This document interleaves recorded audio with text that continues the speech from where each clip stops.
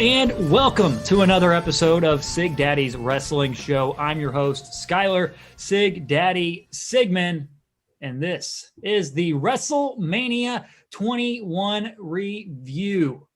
But before I get into that, I am joined by Tom and Corey from the Stranger Rings podcast. If you don't remember, I was on their podcast here about a week or so ago talking about WrestleMania 19. But thanks for having me on your show, and I'm glad to have you here. How you guys doing today?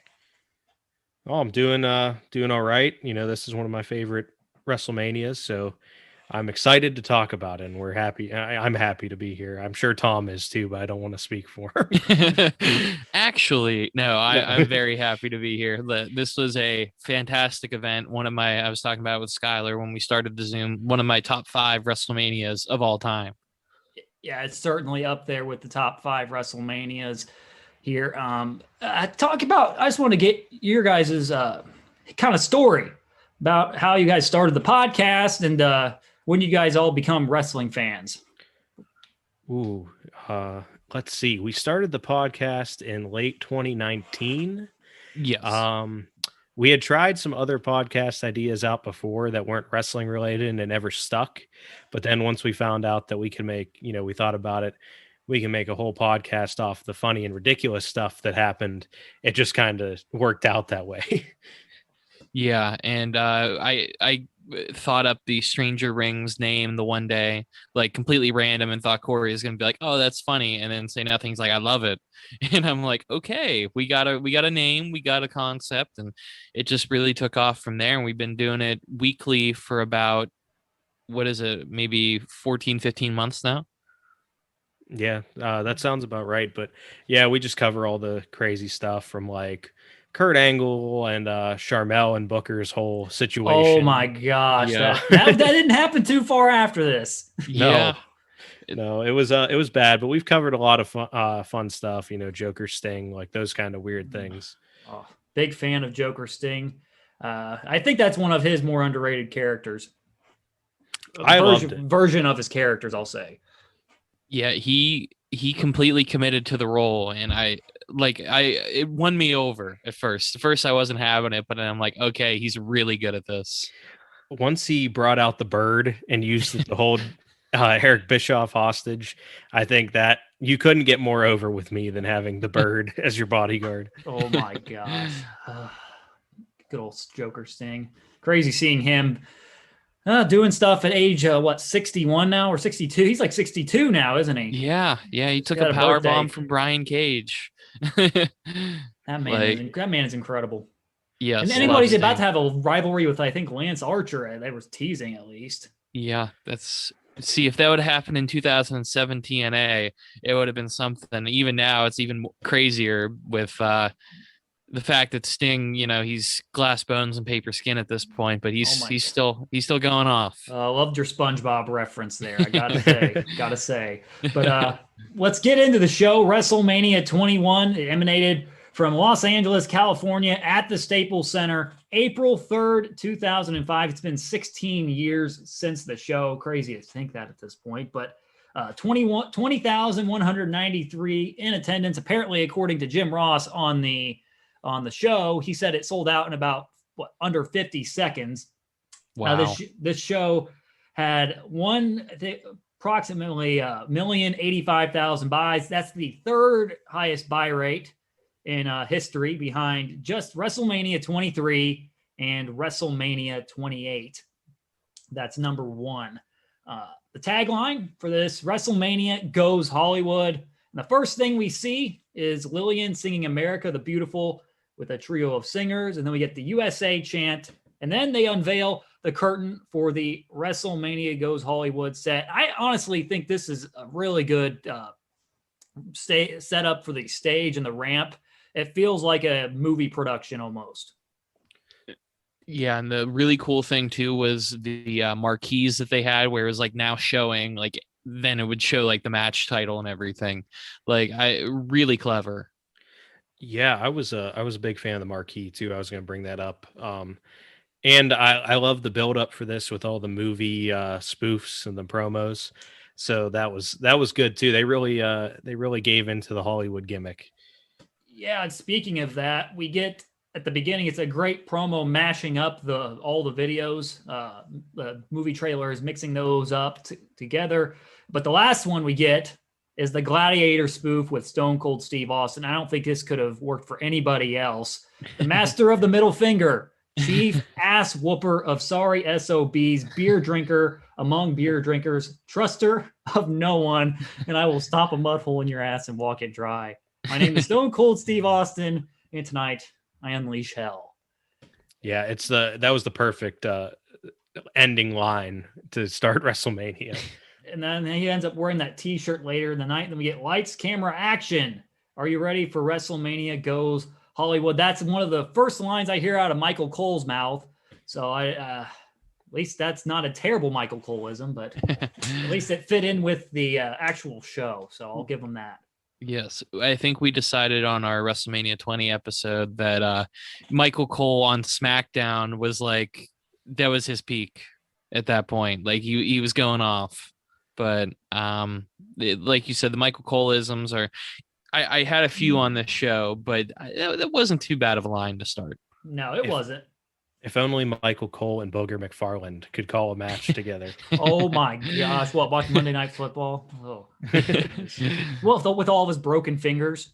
He'd be like, he got a 3 count. That means he has lost the match. What is this, Purred Happily? On Parks and Rec? Oh my gosh. That's the first time I'm pretty sure I referenced Parks and Rec on this show. So love it. All right. We start out with a very, very hot opener.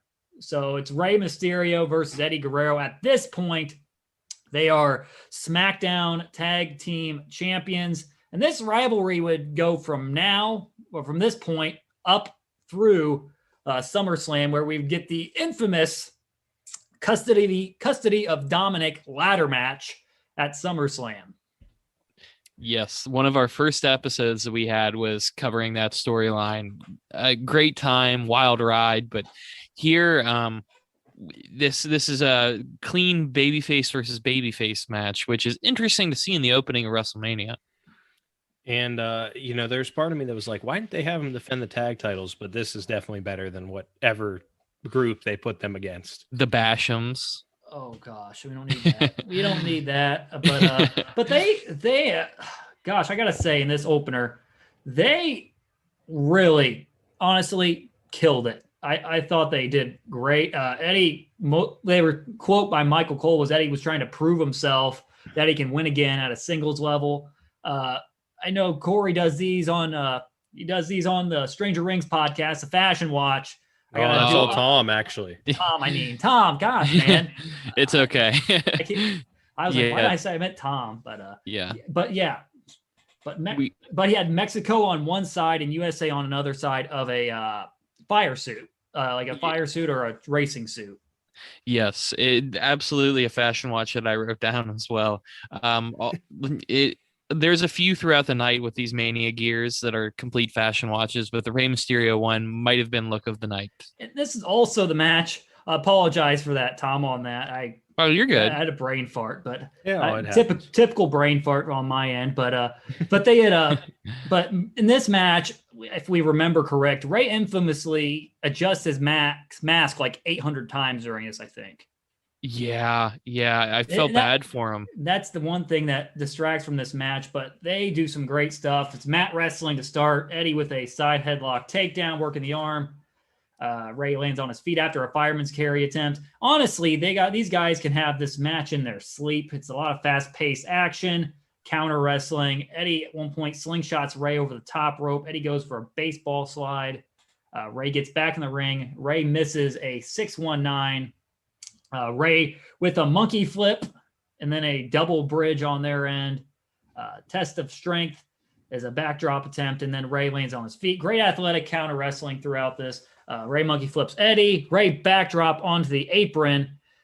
Then a forearm to Rey. And this is the turning point where Eddie hits a pescado to the outside. And these two, like I said at the beginning, these guys can literally have this match. Could have literally had this match in their sleep. I don't think they can have a bad match, honestly. Yeah, especially Eddie Guerrero doesn't miss ever. Like, I don't think I've ever seen a bad match of his. And thinking about it, I don't think I've ever seen a bad match from Rey Mysterio either. It's hard to find bad matches from either two of these guys, but on one of my notes on this is Taz. He's on his game here. Eddie works a lot of different submission holds, including a surfboard. Rey counters a deep arm drag to Eddie, and he sends him to the outside. We talked about this on the Stranger Rings podcast, but we see Rey hits that rare corkscrew plancha over the top rope, the same one we saw he hit on Matt Hardy at WrestleMania 19. That is an incredible move, and he stopped doing it maybe after this match. He pulled it off. He probably landed on his knees, and he's like, okay, I'm going to put that one in the bag for a little while. Yeah, it was quite incredible, because I was like, wow, I didn't think I thought, yeah, it's the WrestleMania 19. I'm like, okay, that's the only one. But no, we see it here at WrestleMania 21 as well. And the story throughout this is kind of one point, the cool little story tidbit here is, so Eddie goes for the Three Amigos once, he hits one, and then he hits two. Well, Rey counters it after one. Eddie hits two, and then he counters it on the third one. And then eventually Eddie hits all three. And then Eddie heads up to the top. Rey moves out of the way of the frog splash at literally the last possible second. I don't even know how it was the closest call I think I've ever seen on a frog splash, where he just literally got out of the way a split second ahead of time. Yeah, like I can't believe the timing and the trust that those two guys had to have had with each other to be able to move at that possible second and make it look. It literally looked like if you're using a frog splash in a real fight, like almost like that. Mm-hmm. Yeah, everything Eddie Guerrero does, like he's one of the guys that, I started watching around WrestleMania 1920, and he is just so amazing, and I'm so sad that I didn't get to see more of him. Yeah, because this would be Eddie's last WrestleMania, and late in the match, roll up by Rey. Eddie counters into his own 2 count, and then a boot to Eddie as he charges in the corner, drop toe hold, and then Rey hits the 619. Then Eddie is knocked halfway across the ring. Rey goes for the West Coast pop. Eddie power bombs him hard as hell for a very close near fall, and then Eddie gets a big Eddie chant after that. Back elbow in the corner. Eddie goes for a tilt-a-whirl backbreaker, a second one of the match, and then Rey catches him with a Hurricane Rana to pin him for the win at 12 minutes and 39 seconds. It's a great match. Such a good match. Especially to open the show. Like, they didn't have to.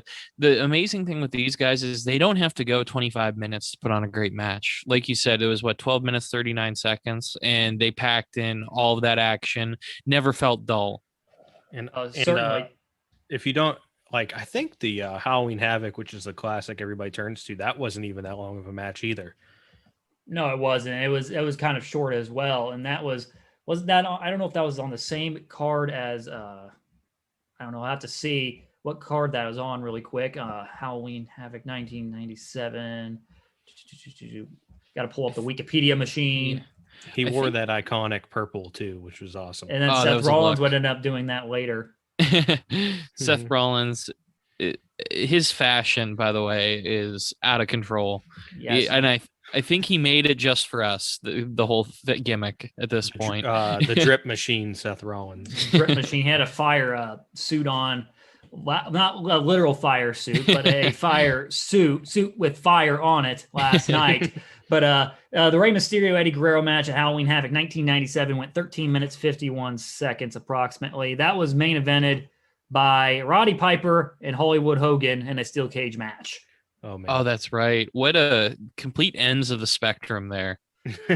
Yeah, it goes from that, and then the opener was Chris Jericho. The opener, that was like the third match on the card. The opener for that one was Chris Jericho and Gato. Well, the second match was Chris Jericho and Gato, and then Yuji Nagata and Ultimo Dragon was the opener. Ooh, wow! Those are some fire matches right there to start. Yes, typical WCW stuff as we see there. But honestly, I gave this match an A- because I thought this was a fantastic opener. Probably one of the better ones I'd seen in WrestleMania history. I like the psychology. And yeah, Rey and Eddie can't have a bad match. Literally, I don't think ever. Yeah, I think I would put it probably B+, A- area too.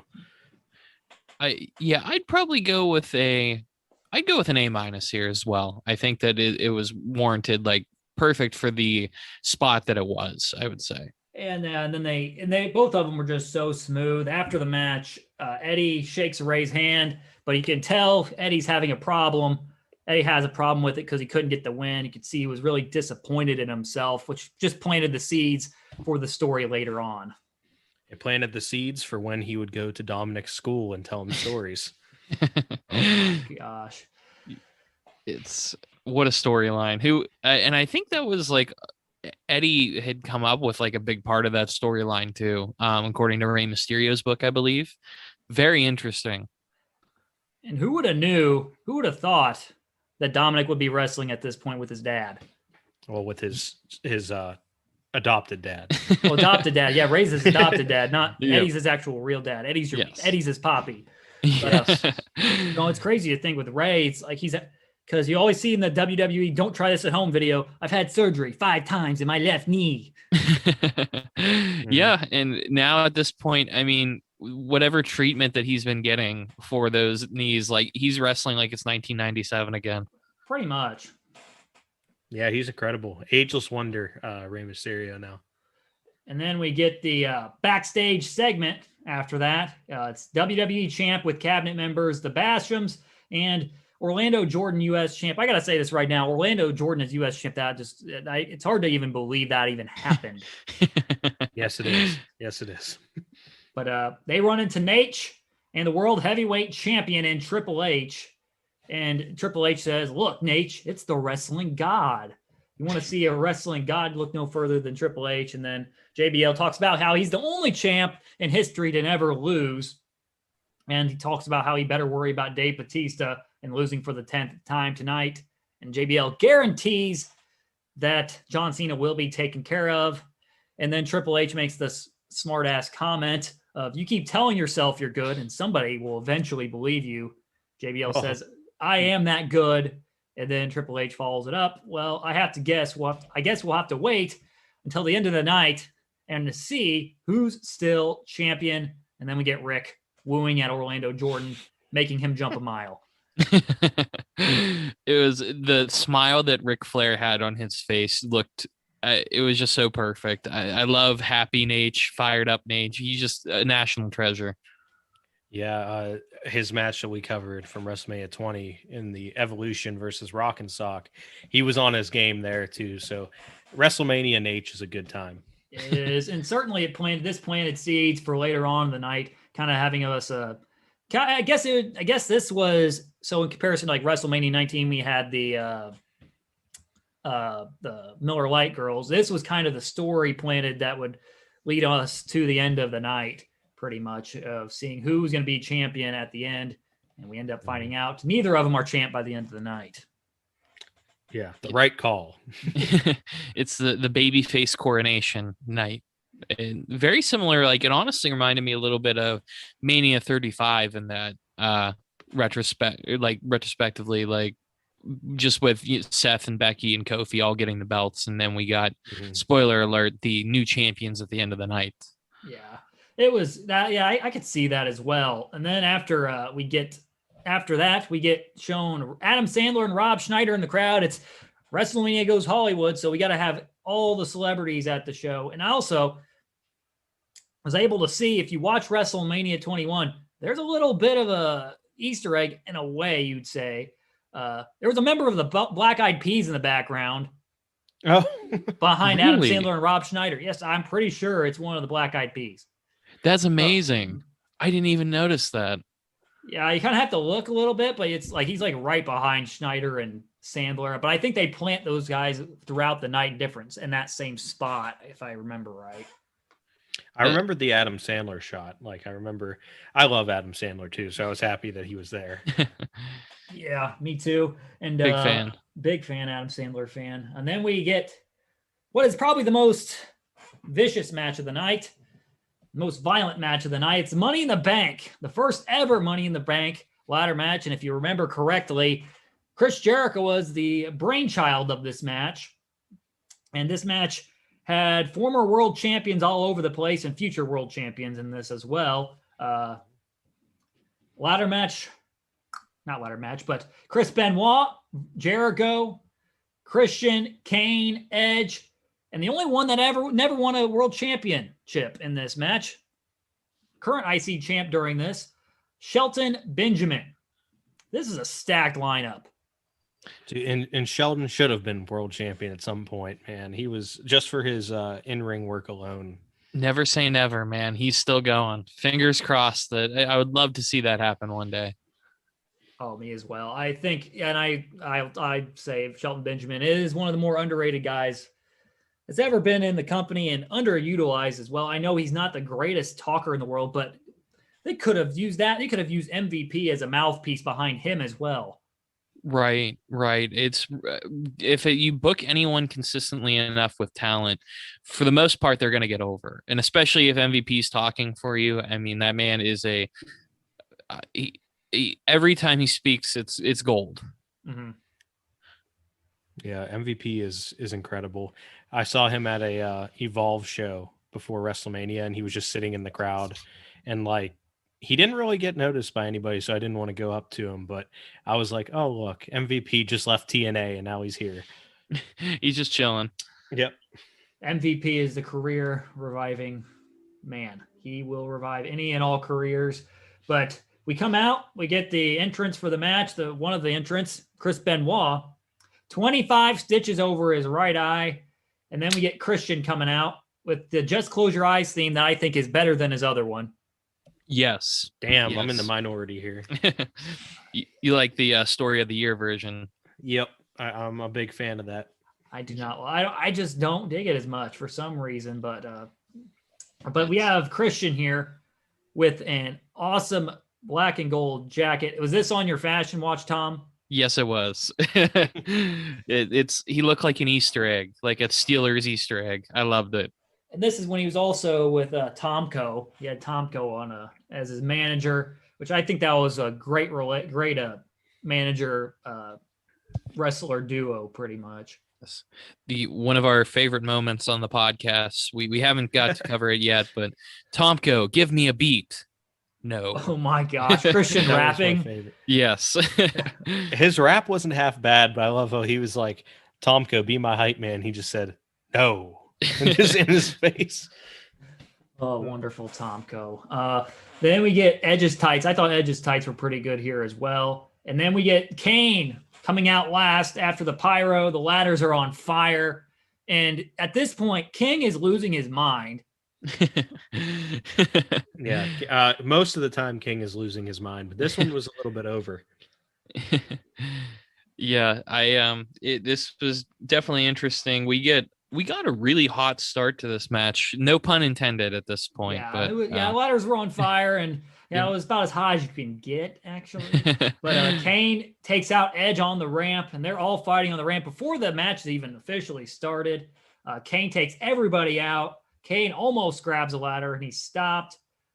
Benoit and Kane, not Benoit and Kane, but Benoit gets Benoit, and I forget who else did, but it was a double suplex to Kane on the outside.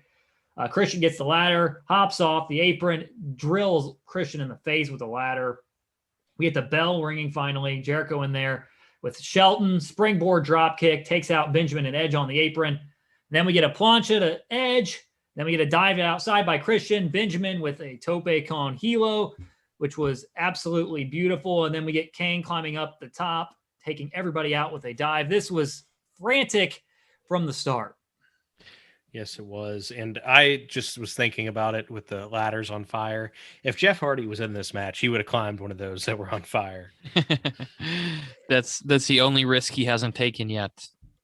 He's going to at some point just light himself on fire or something as he swantons. Well, he could. Well, if he would have been around at the company at that time, he did do a jump off the ramp area at that same year, Bound for Glory 2005. He did dive off the top of the stage through Abyss. So this could, and if this hypothetically, if Jeff was in the company at this point, he could have done that Yeah. off the ramp. The distance that he got off like that swanton was ridiculous too. I don't know how he didn't break his tailbone. Yeah, scary stuff, man. Like this whole thing, just ladder matches in general. Like back in our backyard wrestling days when we were kids, we had a few ladder matches, and I always hated being in them because like there's no way that you don't get banged up during it. No, that you get the shit kicked out of you pretty much. Yeah. Yep. It's Eddie Guerrero, I think, talked about it in his book too. He said the only trick to ladder matches is knowing that you're going to get hurt in advance. Yeah, or if you give yourself like a pacifist gimmick and you can just stay away from all the weapons. That's a good idea. My brother and I would backyard wrestle at times when we were little. My mom, I don't know if it was my mom or I think it was my stepdad at one point. He decided to give us those aluminum pans. Like not like the actual made of aluminum, but they're like kind of bendable and stuff. Yes. Mm-hmm. Well, he let us use those, and we cut each other up pretty good. Oh god. Oh yeah, you got to get the right ones. Yeah, there's some that'll bend and break too easily, like get sharp, but you got to get the halfway sturdy ones. Yeah, it didn't work out too good for us there, but it didn't work out too good for everyone in the match after Kane climbs up top and takes everybody out on the floor with a dive. At one point, Kane goozles Benoit and then tries to choke slam him off a ladder, counters it with a crippler's crossface, and Benoit then gets the crossface on Edge as well. Kane slams a ladder into the face of Benoit, opening up his previously stitched up face. Kane then wedges Benoit's arm between the ladder and slams it. So this prevents him from using the crossface ever again in this match. And Benoit sells his ass off throughout this. Yeah, he really like the story that this wasn't just like a car crash match. It told a story too. And like Benoit was the valiant baby face where it's like, okay, his arm is essentially broken at this point, but he's still fighting through it. And like you said, his selling, like he was just flat out screaming at some points. He was in so much pain. Yeah, his selling is always on point. Like I think even in the WrestleMania 20 match and the triple threat, like he doesn't care. He'll scream like to sell things. Like there's a lot of guys that are just grunting and stuff, but he will full out scream. Yeah, it's the Lex Luger approach. Lex. All right, but more athletic move here coming up. Shelton springboard double clotheslines. Couple guys inside of the ring. Edge ducks a spin kick from Shelton. Christian has a ladder in his hand, and he eats a kick with the ladder. I like that they also did Edge and Christian for a split second, actually teaming up during this. Yeah, that's one of those where you got the ladder sandwich. Mm-hmm. Yeah, it's they actually we did a hidden gem match where they actually teamed together. They did a reunion in before Mania in 2005. They faced Randy Orton and Shawn Michaels, and it was really, really good. I gotta check that out. That sounds pretty cool because they were both. They were they on separate shows? No, they were both on Raw at this point too. Yes. So that's kind of interesting. Yeah, was it right after this? Was the draft right after this, like a month or so? I think approximately around that or so. Because I know Christian went to SmackDown. I think it might have been in May because I think that's when maybe was it June? I don't know. I know Cena was the first pick of the draft lottery, and they were like, "Oh my gosh, blah blah blah." At one point, I think they had both titles on Raw because at Vengeance 2005, both the WWE Championship and the World Heavyweight Championship were defended on the same show. Underrated show, by the way. Very, very, very, almost an all-time great show, Vengeance 2005. For sure. The weirdest thing about that time period was so you're not getting random picks like they did with the draft before, but like as soon as they took Cena from you, why wouldn't you just draft Batista? I think that was the first year it was random. Oh, was it? Yeah, because if it wasn't random, I'd be like, so. Because they were like, oh, like we're gonna have to make the SmackDown title and stuff. Like I remember that being a thing, but Batista, ended up going. Yeah, and JBL was like, "Oh, I'm the SmackDown champion." Nope, no, you're not. Sorry, buddy. Yep. Bad things happening to JBL in storyline, of course, is always good. Great heel. Bad thing happens to Benoit here in a bit because they're all climbing up the ladder at this point. There's 3 different ladders set up in the ring. Christian hits an arm breaker onto Benoit. Then Jericho gets punched off the ladder, lands almost on his head, it looks like. And then we get the highlight reel of Shelton Benjamin. Benjamin then T-bones Edge from the top of the ladder. I think that's the only time we've ever seen that. And I pretty much wrote, holy shit, because that looked rough if I was Edge taking that. Yeah, and like you could tell Shelton tried to protect him as much as possible, like because he didn't completely do the flip over his shoulder, but still, there's no way that you hit that move and it's not going to be painful. Because you're having the guy's full body weight land on top of you. I love that, and the T-bone's such a good move too. Like no one else uses it, and it was so good. He needs to bring it back. Yeah, honestly, like that's because I don't even know what he uses as his finisher now. Because is it still the pay dirt? Okay, because I hate to say this because I love the Hurt Business, but I haven't seen him win a match in quite a while. Yeah, I haven't either, but I think it's still the dirt, not dirt, pay dirt, which is like kind of a STO. I think that's what it's called. It's an STO. Yeah, it's like a jumping, I think, STO or whatever. Then we get Jericho climbing. Christian's back as well. He leans the ladder against the one. Jericho's climbing up. He's got pretty much the hold of the briefcase, but then we see Benjamin literally run up the ladder and clothesline Jericho off of it. And literally, Benjamin stole the entire show in this match. He was like, seemed like he was being pegged as the next big thing here at this point. Yeah, I love Shelton Benjamin. Like this whole match was just a highlight reel from him because I think at one point he springboard right to the ladder too. At one point he did obviously the run up, the T-bone. I mean, everything he did was just great in here. Yeah, and he like the way he hits this clothesline too, Jericho's bump was perfect. He like took the bump and rolled right out of the ring, and it looked like the momentum, and I think it might have carried Shelton to the corner too. Like just perfect stuff, and you got to have a lot of trust in somebody to be able to hit that move and you not neck yourself when it happens. Yeah, and that was bad. Yeah, that would have been ugly. But Christian, after that, jabs the leaning ladder into Benjamin's ribs. Kane's back, choke slams Benjamin outside. But this was hilarious. I have to laugh at this point because Benjamin gets his foot tied up in the ropes, and Kane's trying to get him out, but he's just sitting there hanging upside down for probably about 30 seconds or so. Yeah, thank God he actually got his foot caught, because otherwise that is a nasty bump to take on the apron. But yeah, hilarious moment there. It wouldn't be on my list of bumps to take. Well, as they've mentioned, it's the hardest part of the ring. They say it about every match, but it's a fact. But after that, another fact is Tomko actually shows up, and then boots Kane. Then Tomko, he does the manager the muscle helping the littler guy climb up the ladder. He's helping Christian get up to the top of the ladder. It was like Rhino doing to him, and I think at WrestleMania 17. I was helping him climb the ladder, and then Tomko gets clotheslined outside the ring. And Tomko, on this clothesline, he was falling out of the ring before he even got clotheslined.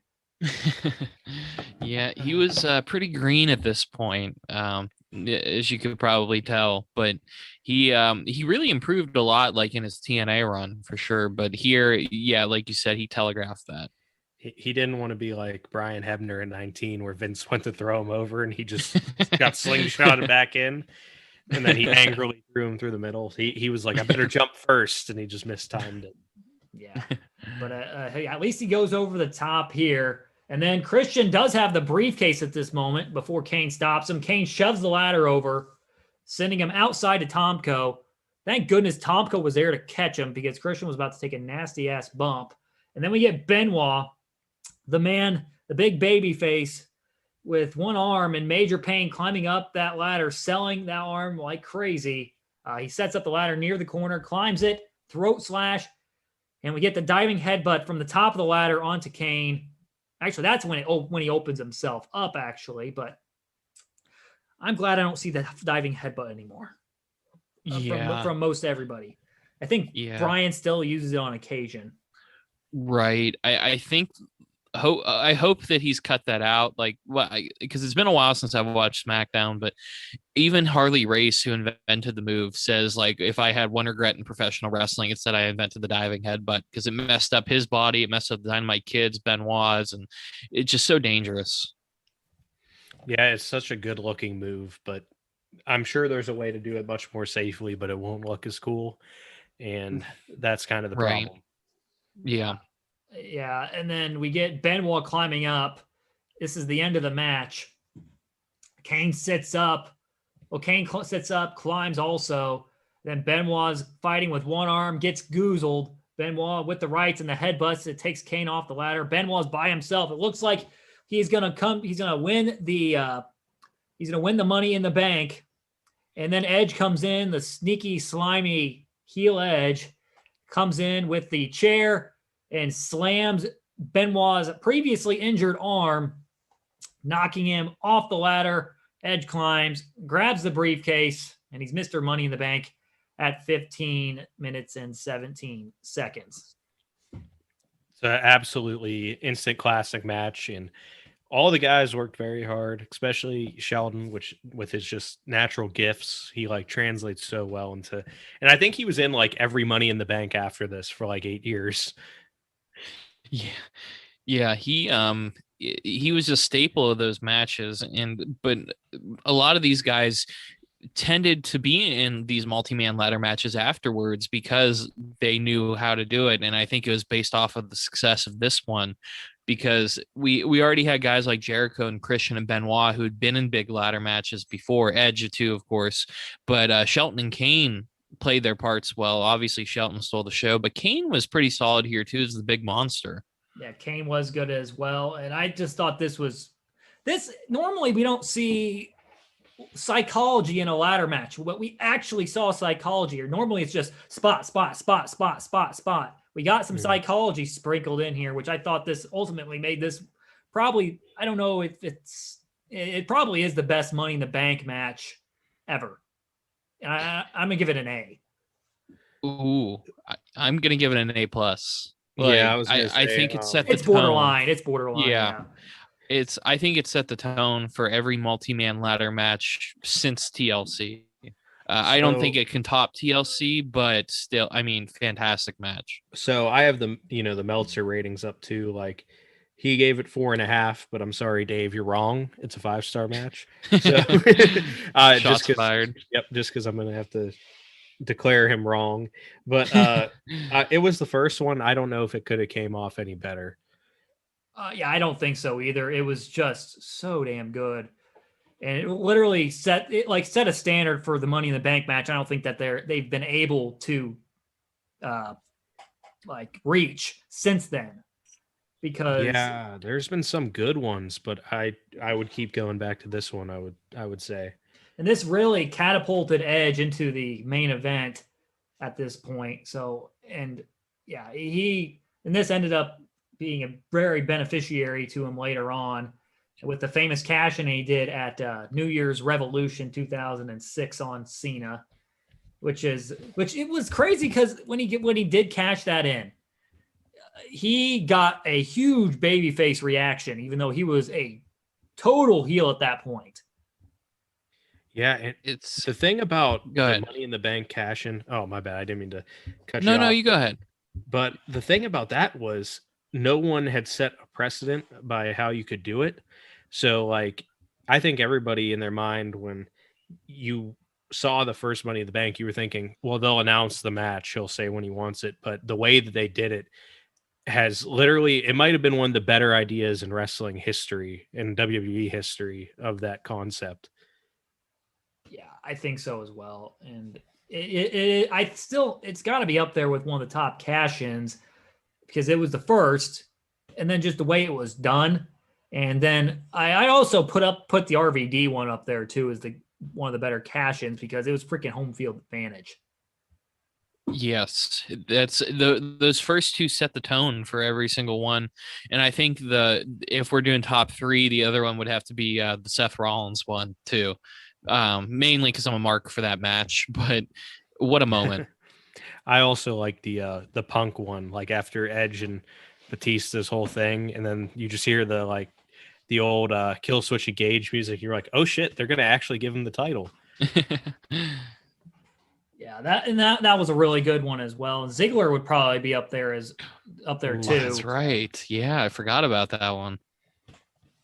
Yeah, those were some great Money in the Bank cash-ins. Plenty of great ones. There's some not so good, but we could talk about those at another time. But what we have now, after this great match, we have a Tough Enough DVD preview with if you had the DVD, I don't know if it was on the Peacock one or the cock as I like to call it, but it was not. That's like I said, there's a lot of those extras that I didn't get on the cock. Yeah, not a lot of that. I have the DVD, so I saw some of these, but I have the DVDs I think up to 23, and then I'm kind of screwed after this. Oh man, but yeah, we have Pewter, Miz, Ryback, and Mitch of the Spirit Squad all involved in this competition. Who would have thunk that Miz would be still in the WWE at this point after being on Tough Enough, in 04, 05? It's unbelievable. Out of those guys, he's the only one there still. Oh, the Miz had the Dixie Dog fight, and back in the day, and the fact that he became like the Diva Search guy where he forgot every line that he had, yes. and then he somehow overcame all of that and had a very successful career is incredible. Yes, I just remember sorry, go ahead. No, you're good.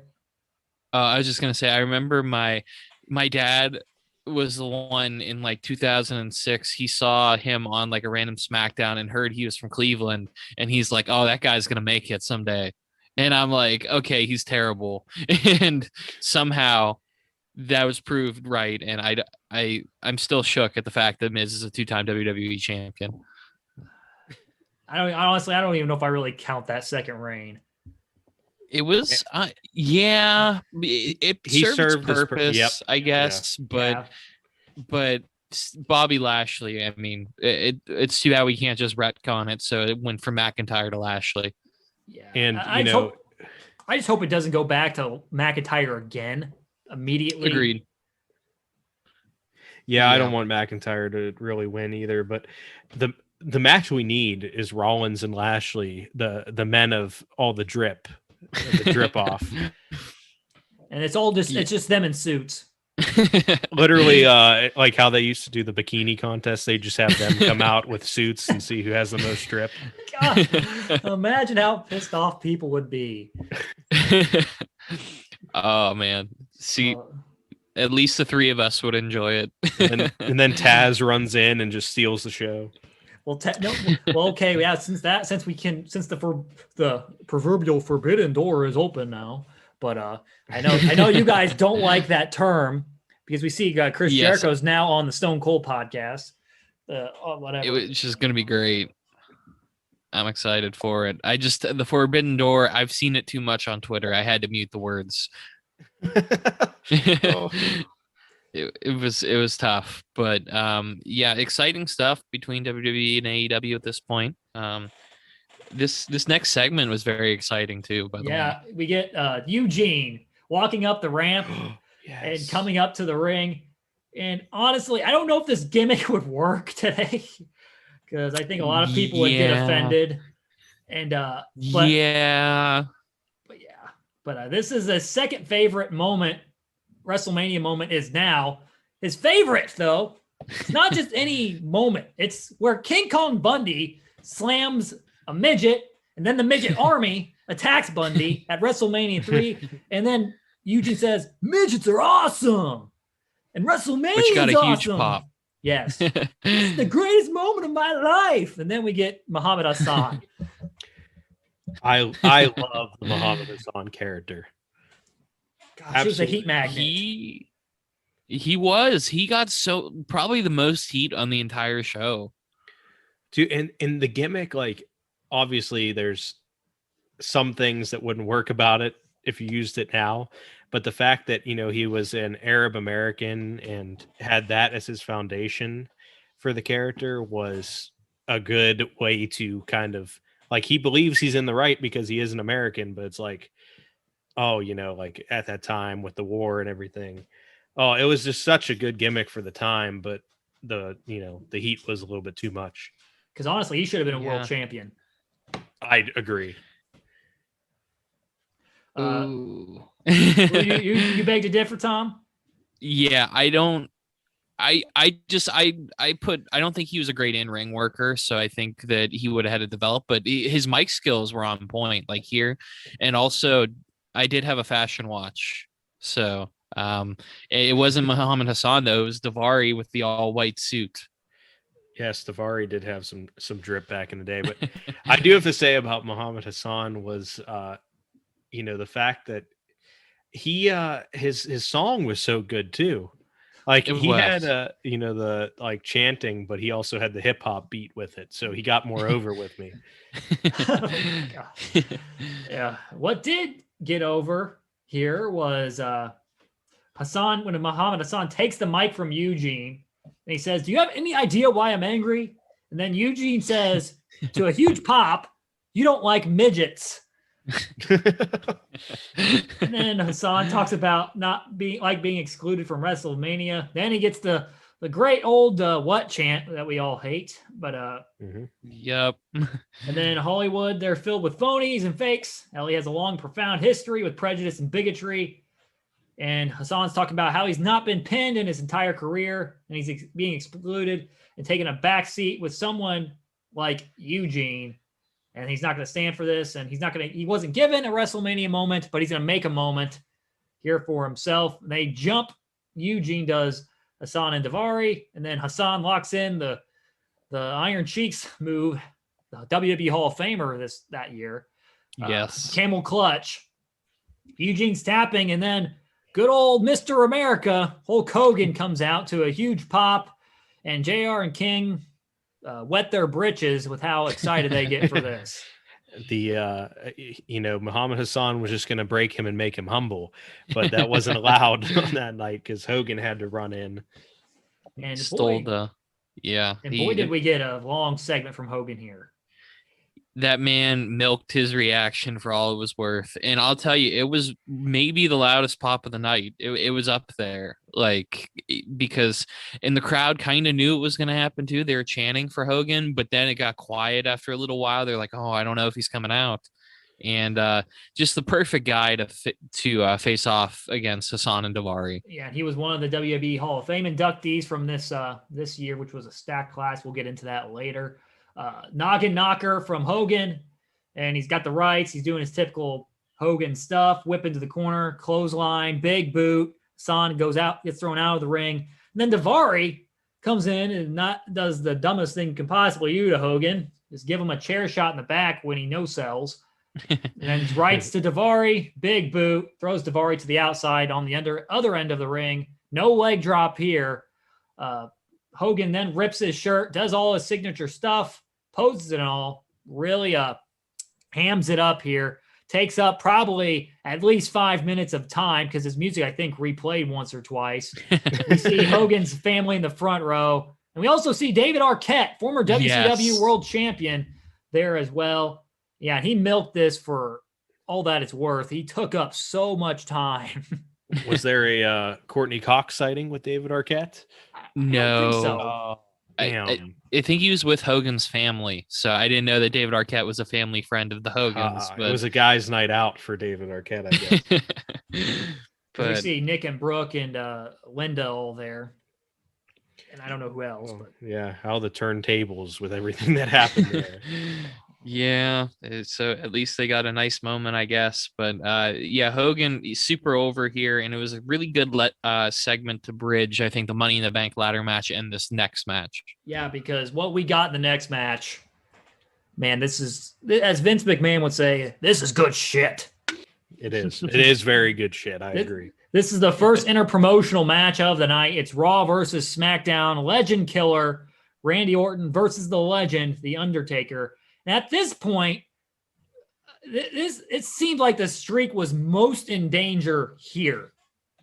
Absolutely. And to think Orton is only 25 at this point too, I think. And he is being set up where he looks like he's the one that is going to go over at this Mania. And hot take here. If there was anybody that was going to end the streak, it should have been Randy Orton. Ooh, Yeah, I think so too. I like that. Right here, it would have been a perfect time. I wholeheartedly agree with that, because what we ended up getting, while the moment was good for WrestleMania 30 with Brock, because it was stunned silence, we would have gotten the same kind of reaction here, but it was a much better match. Absolutely. Mm-hmm. And you could have got, he's down from the RKO. Like, you got the old pyro he used to have flying down, like raining, and throw the Legend Killer pose up there, the legacy pose or whatever. And it would have been a good, picture. It would have been replayed over and over again.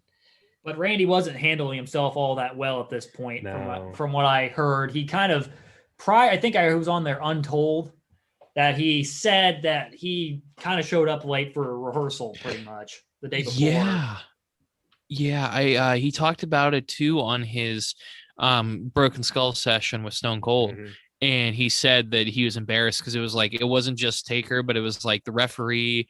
I think it was like Dean Malenko or Ricky Steamboat was the road agent. His dad was there too, because he was making the run in, and he just showed up and they didn't even say a word to him. But it was like the disappointment just killed him there. I think he said like Cowboy Bob's just like, he just like looked at him and like looked down and just like left, which is just disappointment is sometimes worse than anger. Absolutely. And I can't believe that even though they missed the rehearsal, they had this match right here. Yeah, because this match was certainly not disappointing. No. Yeah, and this is like Randy had his personal demons from like 04 to like 08, I want to say, and maybe a little bit after, but I think he was kind of crapping in people's bags at this point. So there was a lot of bad things happening. Yes, allegedly, of course. Yes, but we don't know for sure, but somebody crapped in the bag. Yeah. What wasn't crap was Taker's entrance here. Taker's floating down the ring during this with torchbearers surrounding the ring. So Undertaker gets the first entrance here, which that could have been almost a kind of a tease, maybe, if you would, to maybe, this guy might end the string, because Taker doesn't usually enter first. But we get a 25-year-old Randy Orton, as you said, Tom, earlier. And early on, Taker's Orton's doing some really good athletic stuff. It's cat and mouse. So Orton lands a big drop kick and a back body drop early, using his athleticism, but eats a huge right hand. And at one point, Orton goes for the RKO and gets thrown out of the ring. And then Orton slides into the announce table. And then Taker places Orton back on the apron, signature leg drop, hits the old school. And he's completely in control, but Taker loses that control when he gets hit, when he hits misses with a big boot in the corner, and then Orton drop kicks him off the apron into the ringside barrier. Orton's drop kick is incredible, I just have to say. It is. And especially he used to throw like the drop salt where he'd do the backflip off of it in OVW. And to think he's like 6'3", 6'4". Yeah, he's a big man. Yeah, that athleticism, it's just not fair. Those thighs, though. The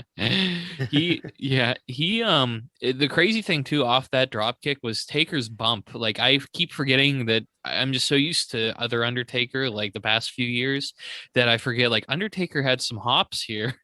Yeah, both of these guys had some hops. Both were I think basketball players in high school. I know Orton wrestled, and I think he said he played basketball, and obviously with his drop kick ability, as someone once told me, he would have the bounce on 2K. My goodness. Yeah, there was a lot of momentum shifts throughout this match. At one point, Undertaker hits the snake eyes, but Taker gets caught by a back elbow on his big boot attempt. Then Orton does the slapping of the attacking of the sternum.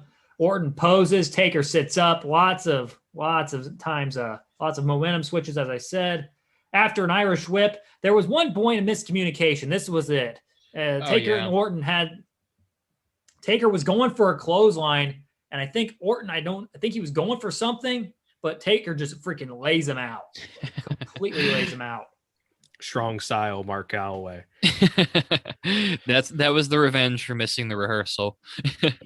He said, "Your dad told me to do this." And what we didn't expect to see during this was a dragon sleeper. So this gets bonus points for just having a dragon sleeper in it, because we never see that move. No, the what did he used to call it? The taking care of business. Who called it that? I think Undertaker had named it that. Oh my God. I don't know if he told Michael Cole to do it or Michael Cole decided it on his own, but he's like, they clearly had dropped it at that point. Oh my God. Oh my gosh. At one point later on in the match, Orton puts in a sleeper / slide headlock. Taker then strikes from the knees. Orton eats a big boot in the corner. Taker runs off the ropes, and Orton catches him with a power slam. Not the snap power slam we know and love, but then we get mounted punches in the corner by Orton. Orton does his dumbass pose again, and then Taker grabs the last ride. He didn't learn from everybody else that you don't pose in the corner when you mount Taker. Orton though does counter, like he's countered almost everything Taker's done. Goes for an RKO, but Taker throws him into Earl Hebner, who takes a bump. Then Taker goes for the last ride once again, but Orton falls on top of them. Then we get the run in. Cowboy Bob shows up and nails Taker with his injured arm. That's never been really injured. It's just he always has that cast on. But just never healed. Never healed. Taker barely kicks out of that. He sits up. Then Taker with a flurry boots Cowboy Bob off the apron. We don't get a blade job from Cowboy Bob here. Thank God. Taker goozles Orton. But then Orton hits probably the greatest counter RKO I've ever seen. One of the greatest counters of all time. He counters the chokeslam into an RKO for a near fall. It's on highlight reels everywhere. Orton then does the throat slash, signals the tombstone. He goes for it, makes that mistake, and Taker reverses it and hits the tombstone of his own at 14 minutes and 14 seconds and to get the win and go to 13-0. Yeah, this is a great match. I would have liked Orton to somehow have won this if the streak was going to end. I think if not, you should have just never had it end. But it's a great match. There's just that one miscommunication. Cowboy Bob running down is fun. He didn't blade, which is shocking because those dudes from the 80s just like they breathe heavy and just start blading. Like we didn't get Hugo blading here either, so it's okay. Disappointing.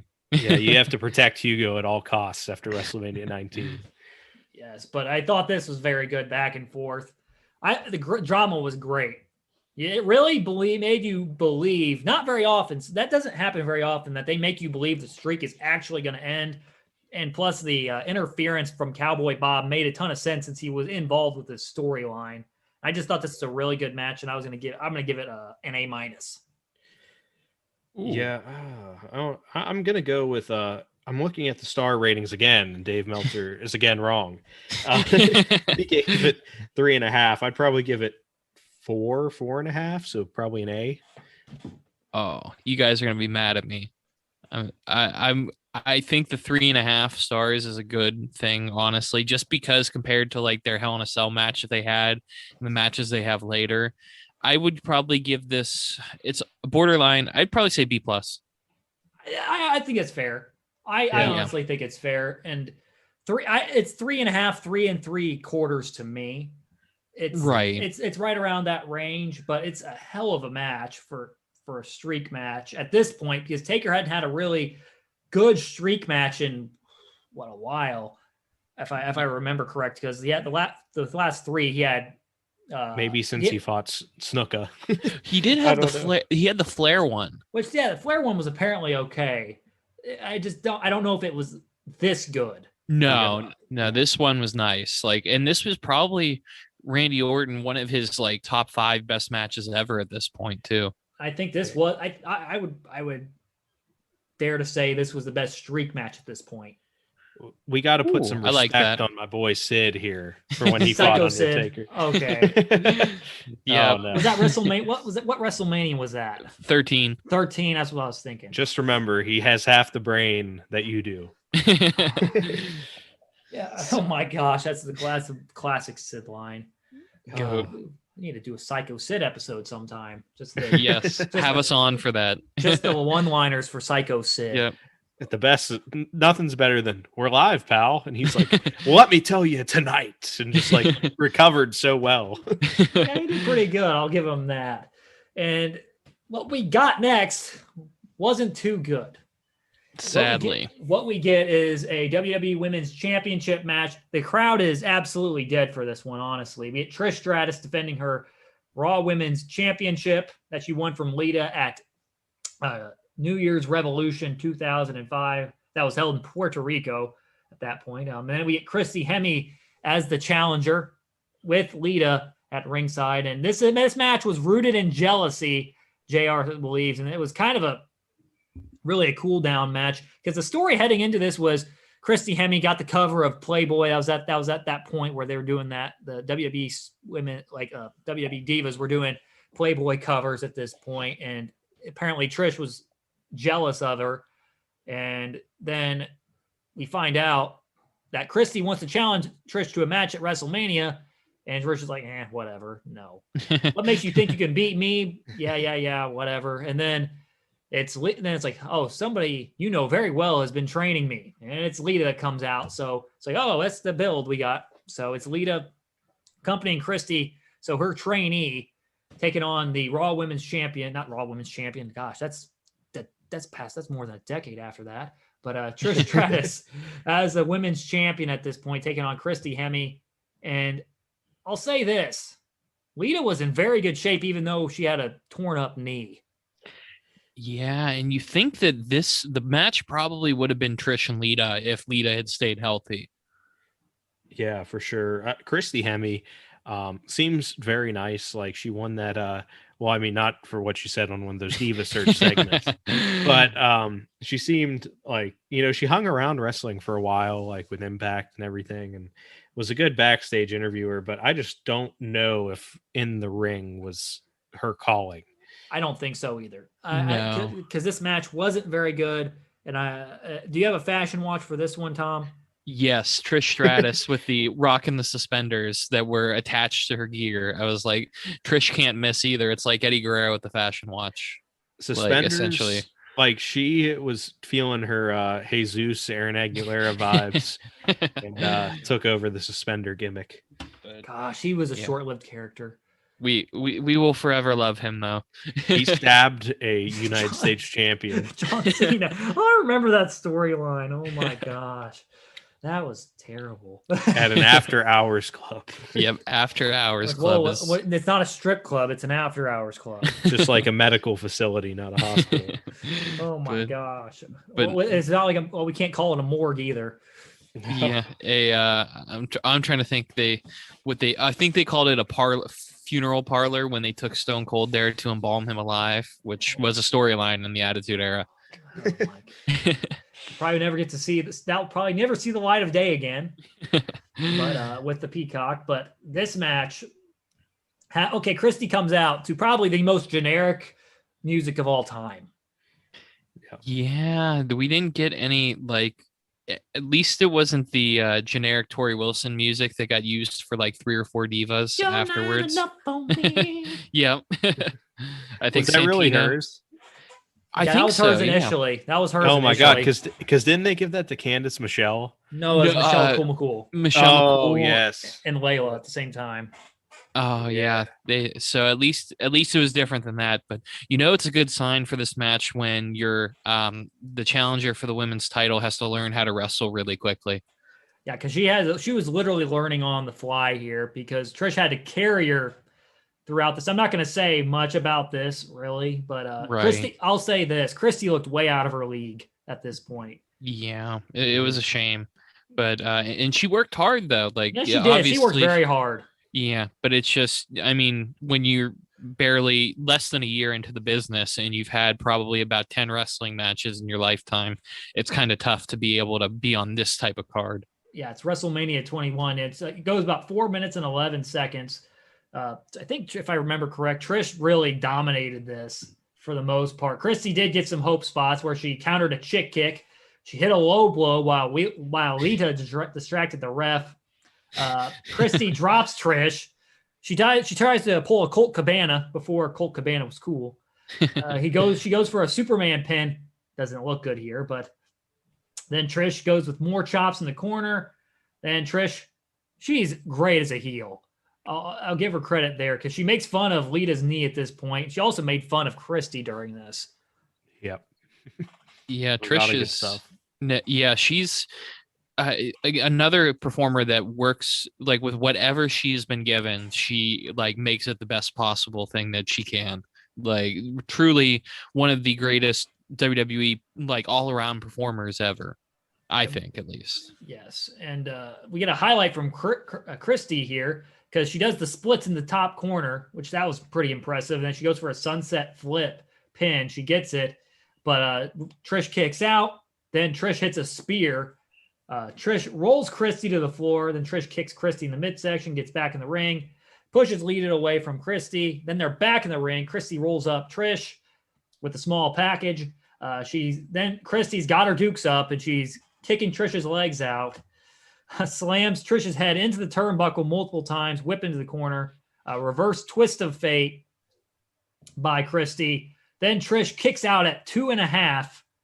Christy then with some more punches. O'Connor roll attempt. Christy counters into a cover. And I looked here. Trish did not kick out before 3. Oh, no. Referee Jack Doan said she did. I was watching. I replayed it very, very slowly. But Trish did not kick out. Doan just kind of made sure it didn't happen. I'm starting a petition. I got to start a petition. Christy Hemme is the rightful WWE Women's Champion. Give her both titles. Give her both the SmackDown and Raw Women's Championship and the NXT one even. Just give her all of them. Just have her bring back the old one, like how Moose just decided he was a champion. TNA World Heavyweight Champion. After that, after Trish rolls out of that pin, barely rolls out of that pin, she gets up and she's like, screw this. And then Chick kicks Christy to retain at 4 minutes and 11 seconds. And honestly, they had no chance here due to 2 factors. First, Christy's lack of experience. And 2, with the dead crowd they had following the Orton Taker match. Yeah, you went from 3 matches that could be show stealers on any show that they're on. And then you follow this, like you said, there's just not really a chance. It's good pacing for the card, but at the same time, like these performers, you know that they're fighting an uphill battle. It was the perfect match to be in between the Angle Michaels and the Randy Orton Taker match, honestly, and it served its purpose. Poor Trish had to work with Christy that didn't really know what she was doing at this point, but I mean, it served its purpose. And I'm going to give it a C-. Yeah, that's fair. I think given the experience of Christy Hemme,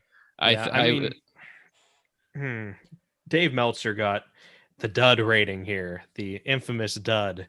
I kind of agree with it, but I'll give it like a D+. Fair. That's pretty fair. It was borderline. It was very close to D+ for me, but yeah, it served. I thought it served its purpose as well.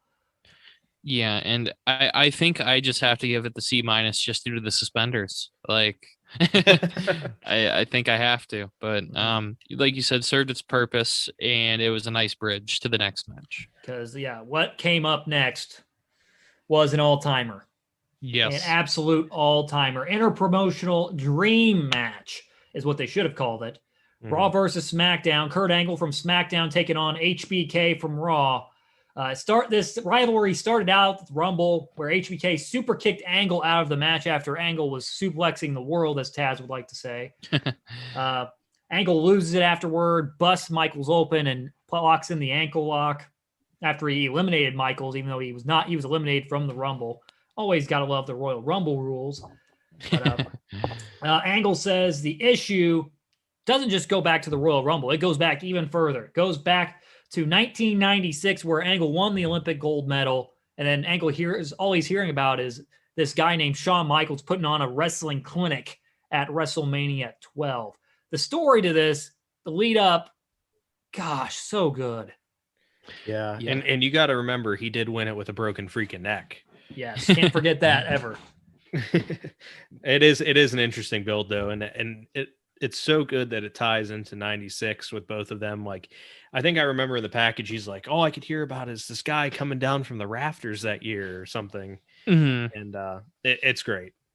Yeah, and especially where he goes through Sean's past, where he makes Marty Jannetty tap out on a SmackDown before Marty Jannetty lost his mind. They put on like this random banger of a match.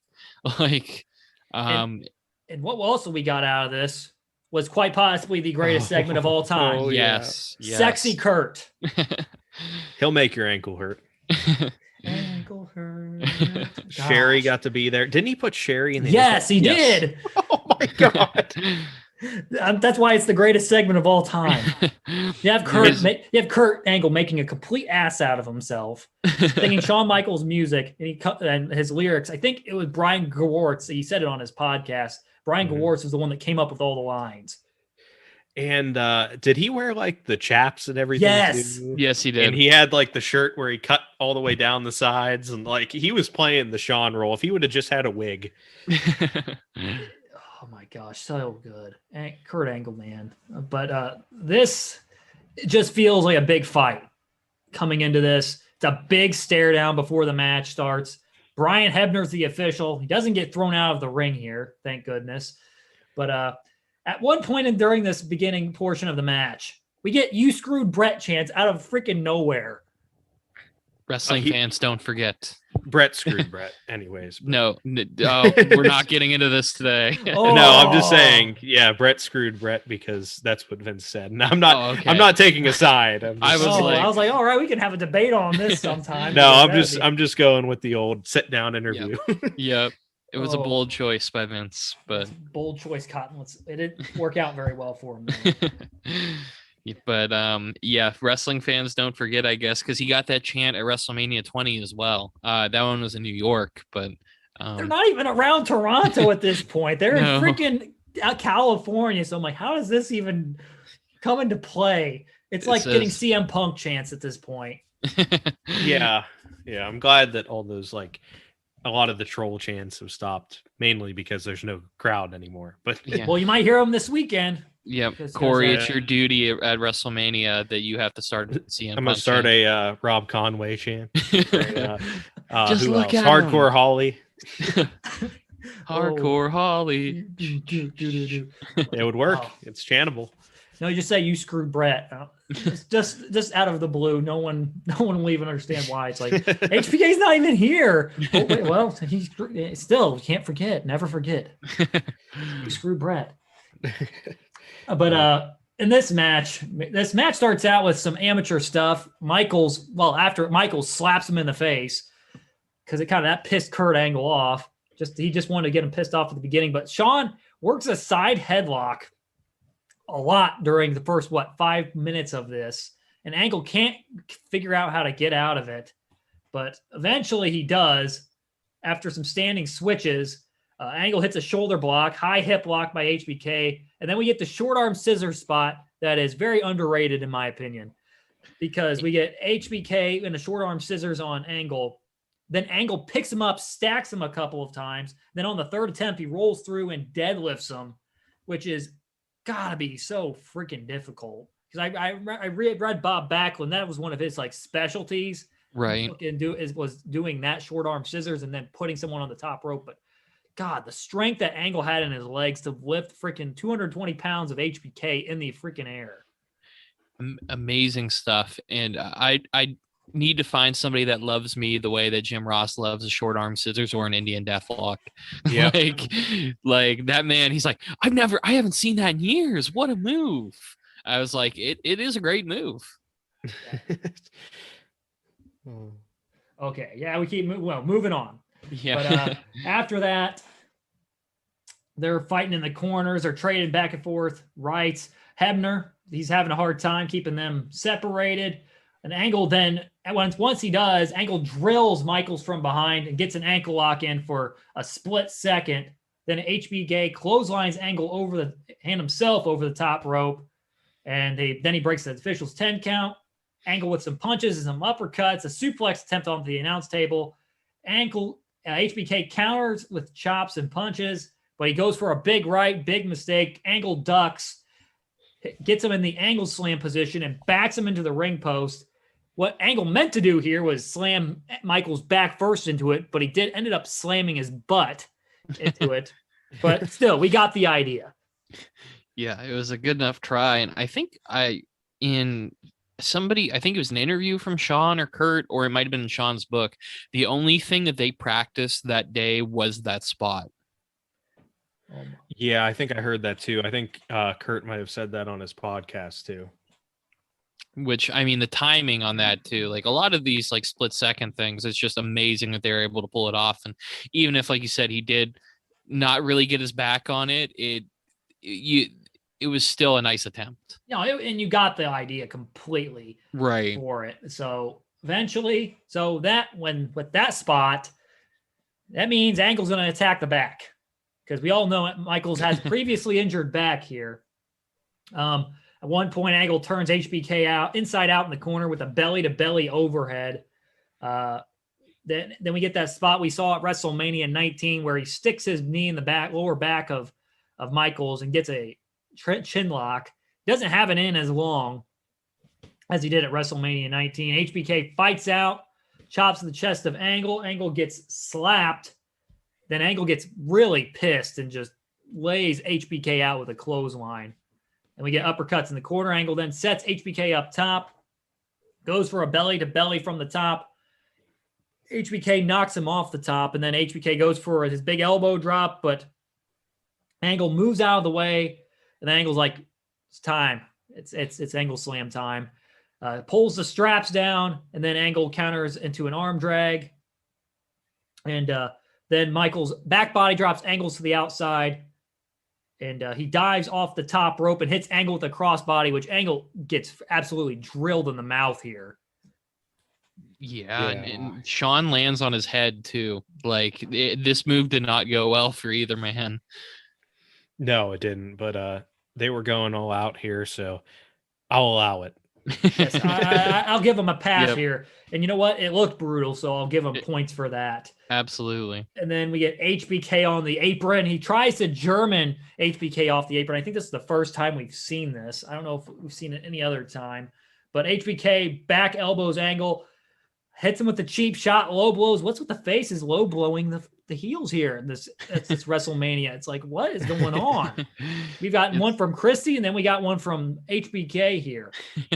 Hey, Shawn, he's always a little bit slimy still. He has that heel in him. Yeah, and it got heat too. Like there was a big portion of the crowd that was rooting for Kurt Angle, which really surprised me. I don't think it really surprised me because he'd already built up such goodwill with the fans. True. Because how good he is. That was it. Because they respected him. Yeah, and that's I love Kurt Angle is one of my favorites of all time, but it's like Shawn normally I would say gets like that loud reaction no matter what he does. Mm-hmm. But maybe in this era, because Montreal was still pretty close and everything, that I could see like some of the combination of those two things, Angle being great and Shawn being a bit slimy, could lead to that. But it was still like a loud portion of the crowd. Yeah, and then HBK kicks Angle onto the announce table, and it's a springboard splash onto a prone Angle on the announce table. The table doesn't break, surprisingly. And apparently, so Angle on his podcast says here that this was probably the most painful spot of the match. I think, I don't know if he called this one the most painful spot, but yeah. And this was due to the fact that the table didn't break, which meant he took all of HBK's weight on top of him. Oh, that's rough. I think he he said he got the wind knocked out of him, and he got wind knocked out of him twice during this match. He's lucky he didn't have like his ribs just all snap the way that this happened, but this match might be my favorite match ever, honest to God. It's there with me as well. This was like the first Mania that we bought on pay-per-view, and like we had everybody over, and this is like the first match that really like mesmerized me, I guess, as a fan. Yeah, I think watching this, like I love the match, but I think I got a new appreciation for it during this watch. Like really sitting down, I'm like, this just a beautiful story was told, like, and then like the excitement just picked up. And even though there were a few like rest holds, technically, it never felt dull. Yeah, I certainly didn't. And we continue the non-dullness of this match with the men getting in after the 9 count. They're kind of staring at each other. Angle's bleeding from the mouth at this point. We get HBK's signature offense, some right hands to Kurt, followed by an inverted atomic drop, followed by a clothesline scoop slam. HBK then hits his elbow drop, goes for sweet chin music after he tunes up the band. And then Kurt counters, gets the ankle lock for the first time in this match. HBK tries to roll out. Angle holds on. Crowd's in an absolute frenzy here. HBK gets the ropes after a couple of teases. And then Angle, he wants the angle slam, but HBK counters into a sunset flip. This is probably the best countering sequence of the match. So Absolutely. Angle goes for the angle slam. HBK counters into a sunset flip, which then Angle reverses it into an ankle lock. And then HBK counters that into a roll through with a victory roll attempt. And then Angle just barely kicks out of that. Then we get Angle countering sweet chin music, another sweet chin music attempt with an angle slam. HBK barely kicks out of that. Then Angle's like, all right, I'm getting sick of this crap. Let's go. Straps up, straps back down. Angle goes for a moonsault. Beautiful moonsault. But HBK moves out of the way, knocks the wind out of himself for the second time. And then HBK heads up top slowly. Big mistake. Angle then runs up, hits the angle slam for the second time in this match. And then HBK somehow kicks out again with after a very long 2 count. Then Angle's pissed off, yelling at HBK, telling him to tap out, which is an iconic scene during this. HBK pushes him away and then blasts him with sweet chin music. And then after about 45 seconds, like the Triple H match, except this is actually a good match this time, he drapes his arm over him, drapes his arm over Angle. Angle gets his shoulder up after the longest 2 count in history. That's how you put over a finisher right there. It's like, you get hit with that thing and you wait 30 seconds for the pin cover, and then the pinfall attempt is 10 seconds in itself, and you barely kick out. Like, the timing was beautiful. Yep, it's one of those iconic moments, and I think this is where you realize that Angle is probably going to seal this up somehow. Yeah, because after that, HBK gets up dazed and confused. He's like, how the heck am I going to beat this guy? But then Angle rises from the dead and trips HBK and grabs the ankle lock. And King, this is probably one of the best King lines ever. I got to say this. It was like something from a scary movie. He rose from the dead and grabbed that ankle. That was the line of the show and probably the line of the century. Yes. Yep. King deserves a pat on the back for that one, for sure. Like, there are times where it's like he's not paying attention, he's not on his game, but when he's on his game, he's a very good color commentator. Yeah, for sure. I completely agree with that. And this is the ankle lock where Shawn tries to counter like 4 times. Yes. And Angle just keeps it locked on.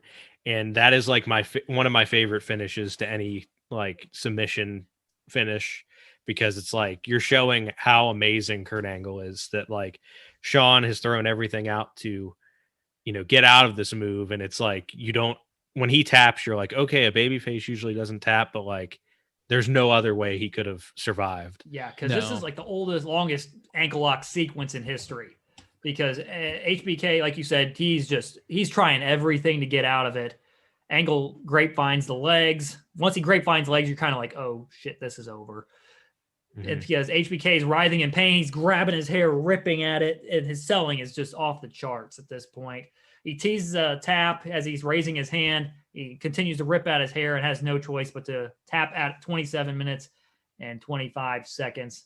And I'm gonna go out and say this is probably it's very, very arguably my favorite match ever. It's just with the 2 talents in there. And this is just a freaking masterpiece. And I think I completely agree with you, but I just listened to Angle talk about WrestleMania 22, and he said if they didn't have Batista, like if Batista didn't get hurt, he probably would have had a rematch with Shawn. Oh, that'd be good. That's interesting because like they had a match at Vengeance, and then they had that Iron Man match on Raw Homecoming, and it went to a draw. And then, like you said, they had to switch Angle to SmackDown, so they had Shawn and Angle do like one last match on Raw, which was really good, but I think it had like a screwy finish. But yeah, if they would have gotten that final match, like imagine if they would have. This is just dream booking here, but like a 60-minute Iron Man match between these guys. Oh, they could have very well done that. Yeah, it would have been. Oh gosh, but what a classic! And like I said, I think I got a new appreciation for it just watching it because it's been maybe 5 or 6 years since I've seen this match. Mm-hmm. And I'm going to give it an A+ because everything. This is a professional wrestling match where you get everything you'll ever want. So you get the two men who are at that point top of their game, and like everything about this match, from the psychology to the selling to the crowd, it was everything you want in a wrestling match and more. It just, you can't say enough about it. Yeah, I completely agree with all of that. And Meltzer again here, 4.75. It's got to be 5. It should be 5. My man, it's got to be 5. My man, if it's in the Tokyo Dome, it might be 8. No. But yeah, this is a 5-star match to me, and that was like, again, the first match I was like really just like watched it and I was like, holy shit, like I just saw something great. And I've always looked at this as a 5-star match, and that just blows my mind how we did not give this 5 stars. I don't even understand. It's like you have everything in this. It's everything. How is it even possible to not get 5? You give Kenny Omega 8 stars. Yeah, especially after seeing like the women's match, how short it was and how it was like calmed everybody back down. Like this should have energized you again. And it could, give it the 5 stars. This could have been the main event of the show. Yeah. Oh, yeah. Absolutely. Especially because this is arguably like, well, match quality wise, it's the peak. But arguably, like the crowd reaction doesn't get to be the same until the end result of the main event, I would say. Yeah. But after that, we get a pretty good crowd reaction. It's for Piper's Pit. It's a nice cool down segment, but it still keeps the crowd energized. It's a recent WWE Hall of Famer, Roddy Piper, with Stone Cold Steve Austin. He's talking about how he's thanking everybody for the Hall of Fame honor. And he talked about who's the baddest man in the WWE, Stone Cold Steve Austin. Who's the meanest, Stone Cold Steve Austin. And who's the low downest rattleneck son of an unnamed goat? He's Steve Austin. But then he asked this question: who's the biggest rebel of the WWE? And Austin Piper he was so good. He says bullshit. Yep. Piper's this was the first time I got to see Piper like live. Like I think my dad, he had talked to me about it, and he was like, "Oh, I remember when Roddy Piper smacked Snuka with the coconut." That was like his big thing, and like seeing Piper here still on his game was incredible.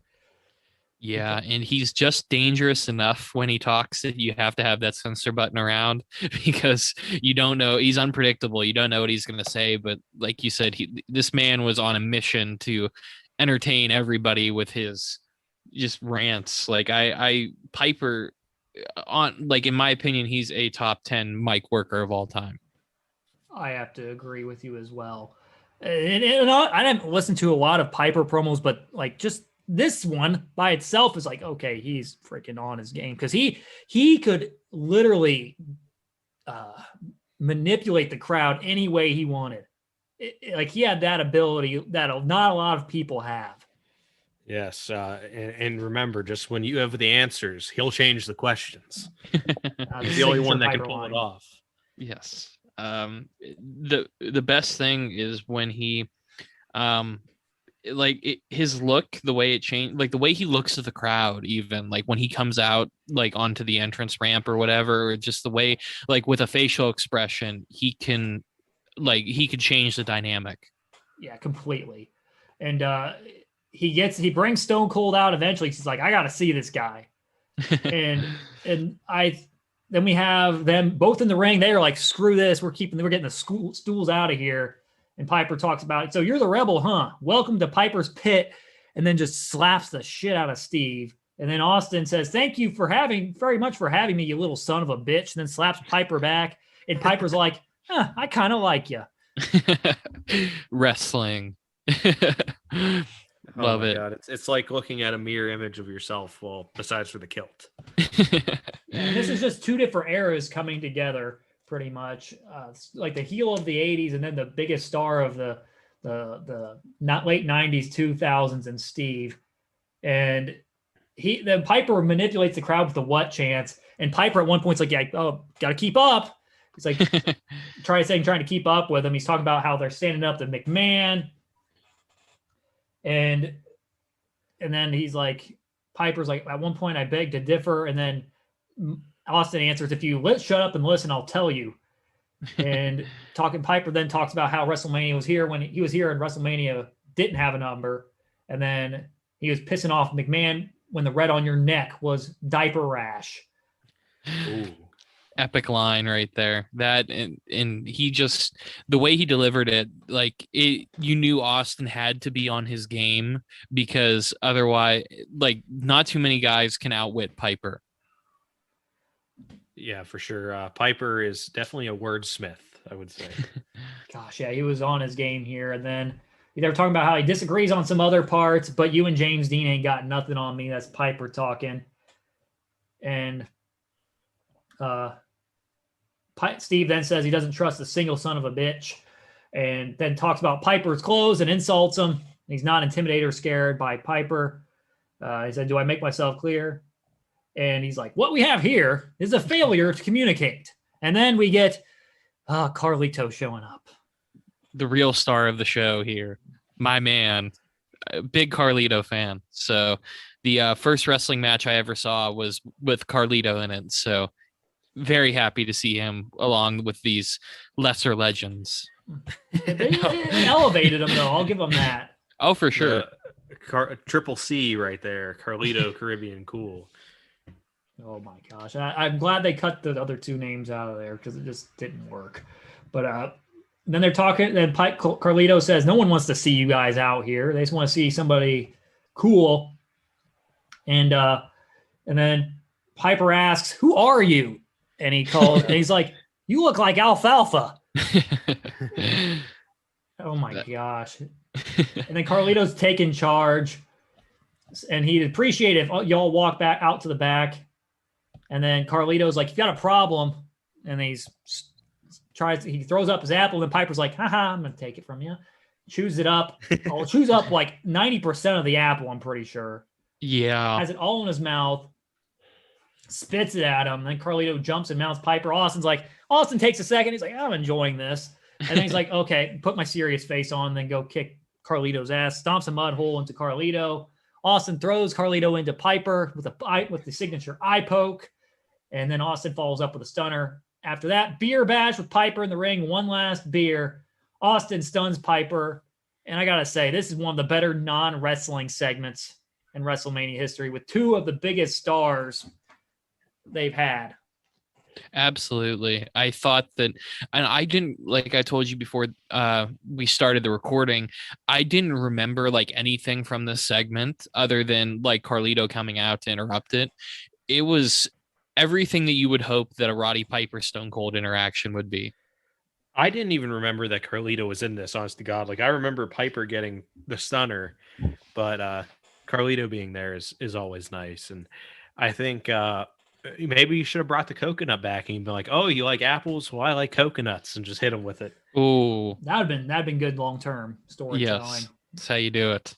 But yeah, they killed it there. Piper and Steve Austin were on their game. After that, though, we get shown one of the better trailers of the pay-per-view, better trailers for the pay-per-view, and it was the "You Talking to Me" line from Taxi Driver, and it's Batista where he keeps asking what his line is. Big Show keeps having issues happen where his jacket rips, the mic boom comes down, and then eventually he gets cut off at the end of the trailer. And actually, one person I'm like, what the freaking heck? How did he get into this trailer? Is Michael Cole, because he's the one guy who doesn't fit in this at all. And he has his shirt off, and I'm like, star. The star, Michael Cole. No, hilarious stuff. I saw this, like, it wasn't part of the Peacock broadcast, but I did watch this not that long ago, and it's excellent stuff. yeah, because they're all really good. Yeah, Batista throws Big Show throws the guy into the set, and then Batista's like, "Oh, you talking to me?" Finally, but great stuff there. And what we get here is probably the highlight of the night in a very sarcastic tone. Akibono taking on Big Show in the first ever sumo match. Big Show wearing his diaper out there. I'm going to say this: Big Show in a kimono is certainly a look. Yeah, that's a fashion to watch itself. It is. I didn't have that on there because I was just so shook by that fashion statement.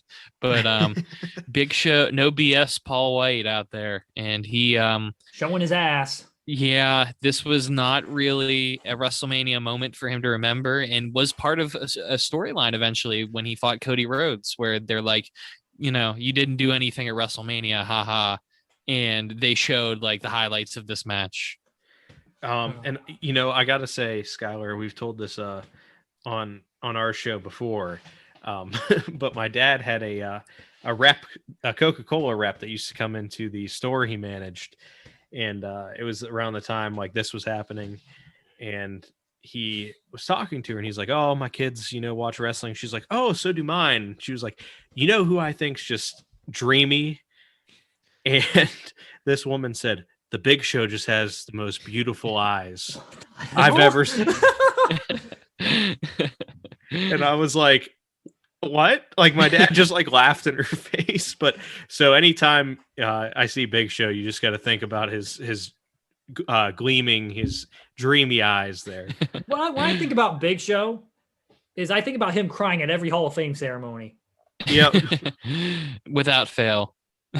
And I gotta say, this might be the only match for Big Show is smaller than the person that he fought. Because Akibono is certainly huge at this point, and it was certainly a spectacle. We only go about a minute here, and Big Show lifts Akibono. At one point, okay, we got to talk about this. I got to bring this up. Why does Big Show do his choke slam taunt in the middle of this? I saw the GIF of it on Twitter as well, so it's been immortalized forever on social media. There's no reason for this, but he just had to threaten Akibono with it. He was like, what? I could do it. But I choke slam you out of here. But no, eventually Big Show does lift Akibono and turns him towards turns his back towards the edge of the circle, but then Akibono just throws him out of the ring, and Big Show loses.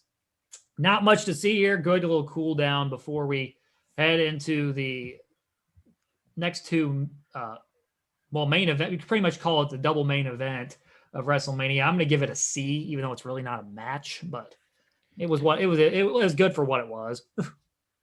Yeah, I don't know. It's not even really a match. I don't even know if I can grade it. It's like poor Big Show. Poor Big Show had to be in there with a world champion sumo wrestler, and he's just like, it's one of those moments in your life where you're like, how did I get here? At least he didn't get the Butterbean Bart Gunn treatment, and this was like a work sumo. Like a brawl for all. Yes. Bart Gunn could have been a damn star knocking people out, and then they were like, let's see if he can knock out this professional tough man fighter, and Butterbean just ruined that guy's face. Yeah, that outweighs him by about 80 pounds. But I think that's more than that. I think it was about 100 pounds at least. Yeah, poor Bart Gunn, man. But Big Show did not get Bart Gunned here, which was nice, but he not really a great. At least he's on the card, I guess. He's not in the pre-show battle royal or anything. But I couldn't. If I had to grade this match, it would probably be like a D-, honestly. But just because I don't know, you can't really. It's hard to grade this at all because it's not really. Exactly. It's more of a spectacle than anything. But what wasn't a spectacle, what wasn't probably, I'm going to say it wasn't a great match, was the crowning of John Cena. JBL taking on JBL for the WWE Championship. At this point, JBL had the title for 9 months, and this would be the longest reign in SmackDown history for a long time. And JBL was very good at this point as a heel. I'll give him credit where I'm not a big fan of him personally, but I'll give him credit where credit's due. He was a good heel. Oh yeah, man. They had the reign of terrors going on in both sides at one time. Like Triple H was just taking out Maven, poor Maven, after they won that. And he gave him the pedigree and just sat there for 30 minutes before he pinned him and all that good stuff. But JBL was a hell of a heel, and a lot of the shit he did, not okay today. No. Especially what I've read in Justin Roberts' book. I'm not a fan of him at all. I actually, on my personal account, got blocked by him on Twitter, not mentioning him or anything. But when Mauro Ranallo had one of his, I think when episodes. he quit WWE, when he had his episode, all I did was wish him well. I'm like, you're one of my favorite announcers at the time. I hope you're doing well. And he literally found out about 2 days later that JBL blocked me for that. Wow. And you weren't even saying anything about him. No, it's the thin skin that you have to have. And also his matches suck. I'm sorry. His matches do suck, and this one does suck too. Yes. Because certainly this was, I don't know, this was a bunch of nothing happening for most of it. Because all I saw, JBL's repertoire was punches, a spine buster, and 4 neck breakers. Yep. And the spine buster's a rare find in that moveset too. Yeah, and I think it was a Ron Simmons spine buster too, almost. Yeah, and the way that Michael Cole built him up too was no matter what you say about JBL as a person, as a champion, he's been a survivor. He survived all these matches, and then proceeds to completely dominate John Cena for 9 minutes. Yeah, most of this match is dominated by JBL. John Cena does have some hope spots. I'm not going to talk too much about this match because it wasn't much really, but I'll go towards the finish as JBL hits a short arm clothesline. Okay, he does have more than those 3 moves, but not much. But Cena does get his leg on the bottom rope after a short arm clothesline, snapmare forearm into the back of Cena. Then JBL with a sleeper hold. Back suplex by Cena, then ducks the clothesline, double down on a double clothesline. Cena then with some rights. JBL throws Cena out of the ring. 4th neck breaker of the night. Taz mistakenly called it the 3rd, but I'm pretty sure it was the 4th at this point. He hits it on the outside of the ring. Then JBL sets Cena up top, hits a superplex, and then JBL goes up top for a crossbody, which makes absolutely no sense at this point. But, hit it. Well, he technically did hit it, but Cena turned it into the power slam. But yeah, you're winning in the match. You're not in any danger at all. Why are you doing this? It just got a little too cocky. I guess that's what they were trying to say here. Yeah. But Cena then follows up that with the rights and a headbutt followed by some clothesline. Back body drop to JBL. Shoulder block, hip toss. His signature spin out slam. Hits the 5 knuckle shuffle. Oh my gosh, that move's horribly named. And they never changed it either. They changed the FU, they changed the STFU, but they're yeah, let's keep this one in. It was one of those things where when I was 9, I didn't know what that meant. And then later I was like, oh, I've been saying this the I whole used time. the 5 knuckle shuffle. What? I remember Coachman calling it on I think it was Vengeance that year. He called it the 5. No, it was Survivor Series when he took on Angle. He called it the 5 knuckle waffle. Oh no! It was just to make fun of Cena at that point. But after that, Cena does eat a boot in the corner after he pumped up his shoes. Underrated. Love the shoes. I wanted a pair of Reebok pumps so bad because Cena had them. And then we get Cena ducking the clothesline from hell, hits the FU and wins the match. Really, it's kind of what the heck? That was quick. At 11 minutes and 26 seconds. And this mostly was just Cena getting hope spots, and then JBL just dominated 3/4 of this match. I'm going to give it a C- because it was just a giant heat segment for JBL, and then Cena wins after a brief comeback. And then that'd be something we get used to in the years to come. Yeah. I would have gave it a D+, but it gets a C- too from me because of the celebration after made up for a little bit of it. If I'm being honest, this to me, F. Oh, Oh. because you're trying to build up the next top baby face against a champion who's been like a coward the whole time. It's like, honestly, if this match would have been a 5-minute squash for Cena, like, it I would was have been thinking that perfect as well, storyline wise. actually. Like, JBL throws everything at him. He hits the clothesline from hell. He like rakes the eyes, does a low blow, and Cena kicks out of all of it and then like smiles and then just completely dominates him. He looks like a total star. Or even if they have the match that they did at Judgment Day, the I That's Quit what I match. was thinking. What was missing in this match, I think, was the brutality, because what you got before was a great video package. You got a wonderful video package hyping up this match, and it seemed like it was very, very personal. What we got here wasn't like personal. It was just like a wrestling match. Yeah, the build, what I remember was the build being like really good. Like he was talking about, he's the high society kind of guy, and Cena's like just this kid from this little town that no one like cares about. And doesn't he? I think he says some kind of savage line about Cena's mom. Yes, laying on her back. Yeah. And then we get we had the no contact order too by Teddy Long, and that's when they did some really creative stuff. And it's like they finally get their hands on each other, and Cena is the baby face. He finally gets to get his comeback, and then he doesn't really do anything until the last 30 seconds of the match. Yeah, and I guess it makes up for it with the I Quit later. Yeah, I think that's what they did. I think that's why they did it. Right. Yeah, that match, I mean, Cena had never bled like that ever again. Like, that dude was bleeding buckets. And, I mean, the whole thing was great. Like, JBL saying he quit and Cena still hitting him with the muffler or whatever. Yeah. It was a great moment, but probably should have been here. At least maybe like a cage match here or something. Right. Yeah, something, because and even just a different structure. But I don't know. To me, like I said, it made Cena look really weak, I would say. And obviously now the next 15 years made up for it. But certainly. But it was a weak start for sure.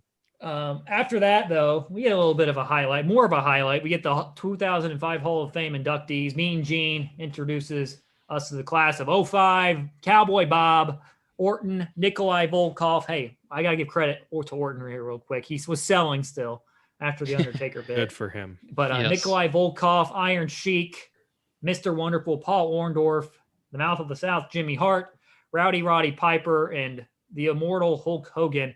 Most of those guys appeared on the first WrestleMania. I think he did actually. I think all of those guys appeared on the first WrestleMania, if I'm correct.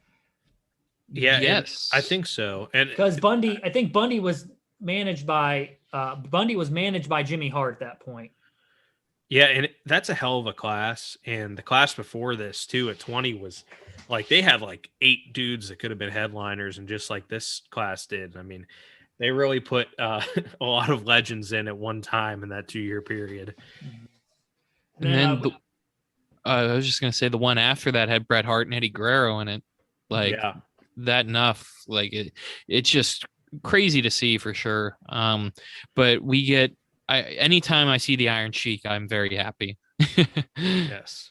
He said he had some ridiculous tweet the other week, and he was like, if you don't like the Steely Dan, then F you or something.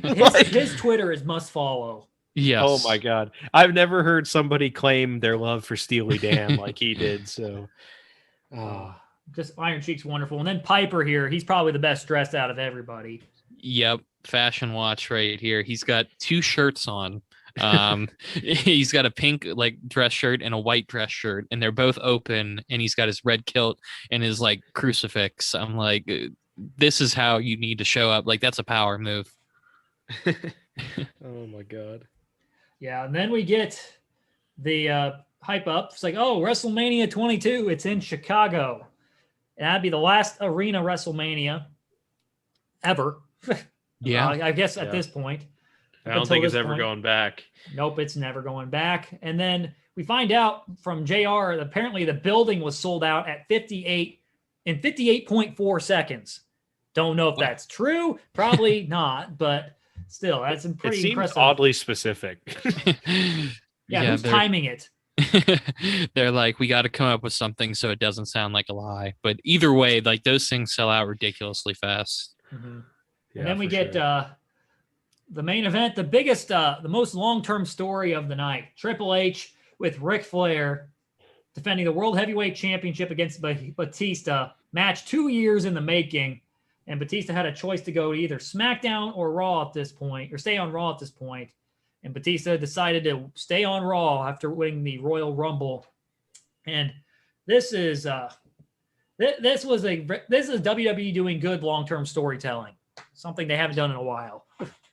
Yeah, like this was, and everybody thought that this was going to be the Orton Triple H match too, which is really surprising. Like how Batista, for lack of a better term, evolved throughout like that year, where he went from being the fifth wheel in that tag match at WrestleMania 20 to being the headliner and one of the most over faces on the show. Yeah, and the incredible moments at the Royal Rumble, and then the build up for this, like Triple H really scheming to try to get him to go to SmackDown with he's like, you know how hard it is to get a limo with Longhorns on it, and they had somebody drive it at him, and the whole thing was just incredible. And what we get is an incredible entrance from Triple H with Lemmy playing him in, and I gotta say Triple H was incredibly tan here, and he's rocking the Lemmy, which is I think his favorite. It's my favorite look for Triple H. Oh, it's such a bold choice. It's better than the clean shaven look. Yeah, I would say that. Yeah, the Lemmy beard is not something I would advise many people to do, but it worked for Triple H as a heel champ. Man, like you got to have something. Like remember how CM Punk had the Wolverine sideburns? Oh yeah, that was bad too.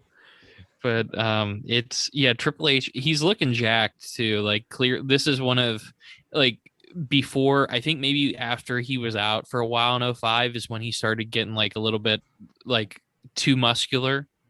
Where like I know when we did our DX trilogy, he was like not like in the best shape. This was one of his peak physical conditions. Like this man looked like a monster. Yeah, certainly here. I thought he was I was about to say he's jacked.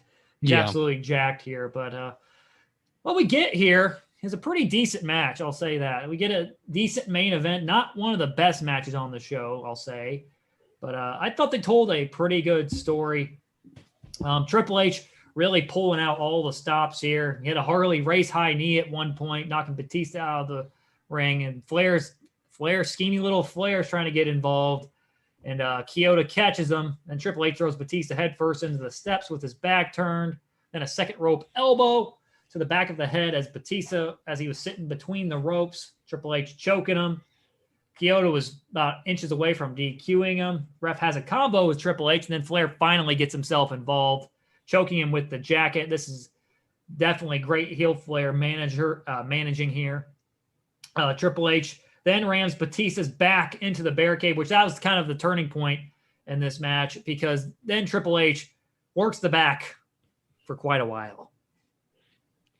Yeah, he really did work the back there for a long time. But I mean, again, serving his purpose. The story in this match was fine. And then for some reason, everybody decided to have the rematch as like the big, classic. Yeah, why not have the big one at WrestleMania? I don't understand that. That's one thing that confuses me about this is they build this one up, and then they have two more after this, and the third one's the best one. That's never usually the case.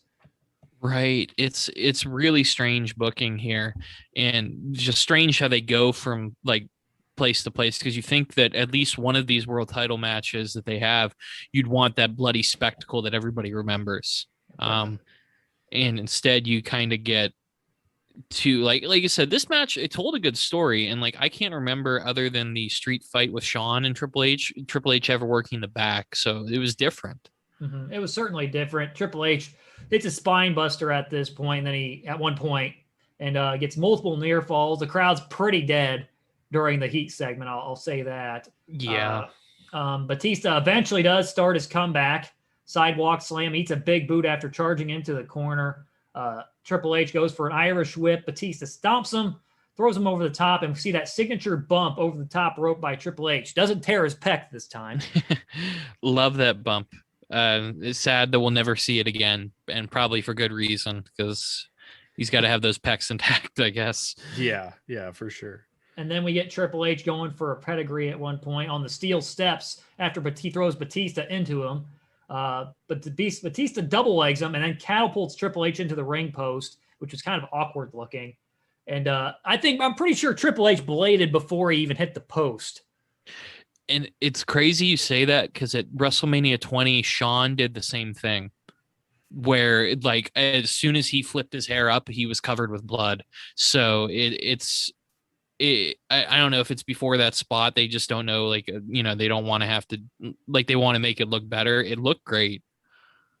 Certainly. I thought Triple H really sold that well. Then we get back in the ring, Triple H dropping to his knees, and then Batista's just clubbing Triple H pretty bad into the cut, and Triple H is gushing blood here. Then Batista runs off the ropes and hits a big boot to Batista, not to Batista's head, but Triple H's head.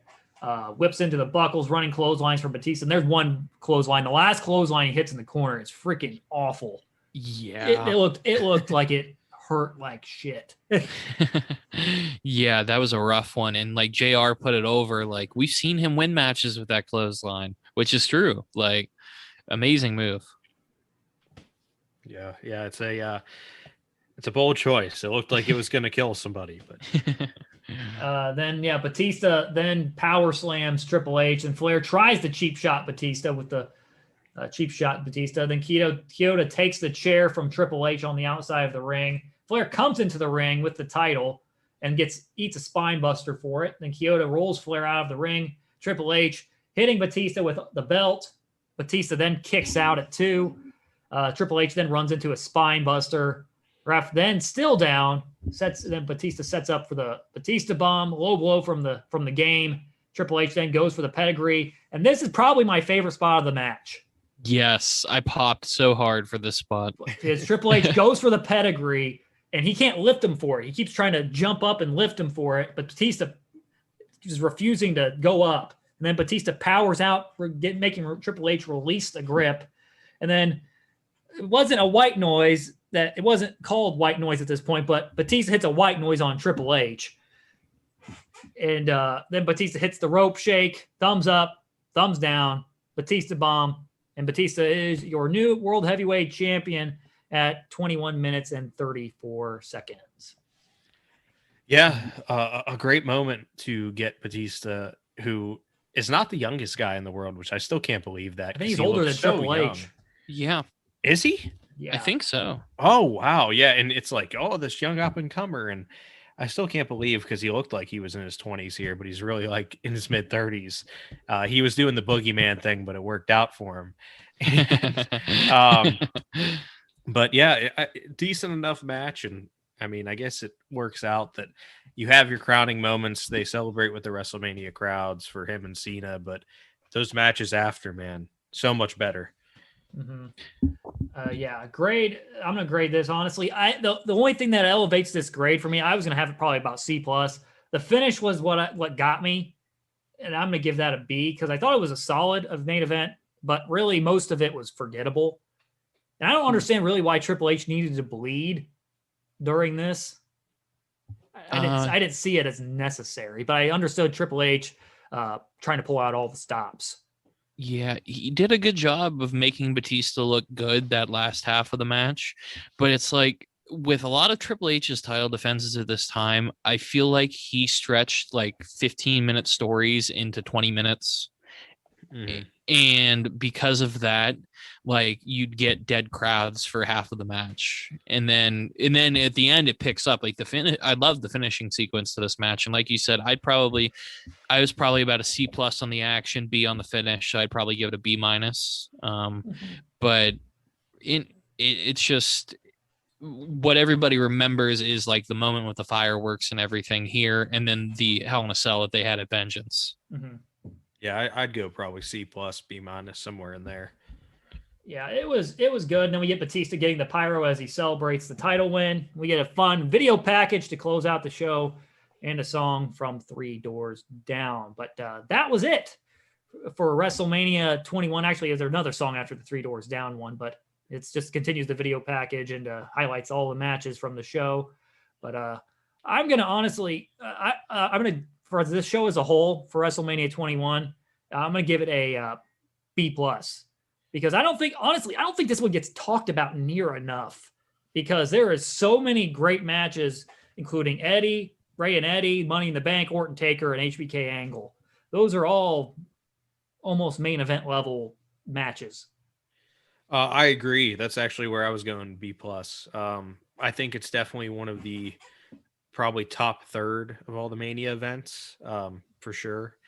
I'd have to look at these and rank them again, but I would say probably between 5 and 10 for me, for its range. Right. To me, it's one of my top 5 favorites. I don't think it's necessarily top 5 of all time, but it, like you said, that undercard is just ridiculously good. And you have 4 show stealers in there, and then you have the crowning moments of the top 2 baby faces, like going into the next era, I guess. So I would probably go with a B+ as well. And I thought this like, while this WrestleMania was good, I still think it lagged slightly behind.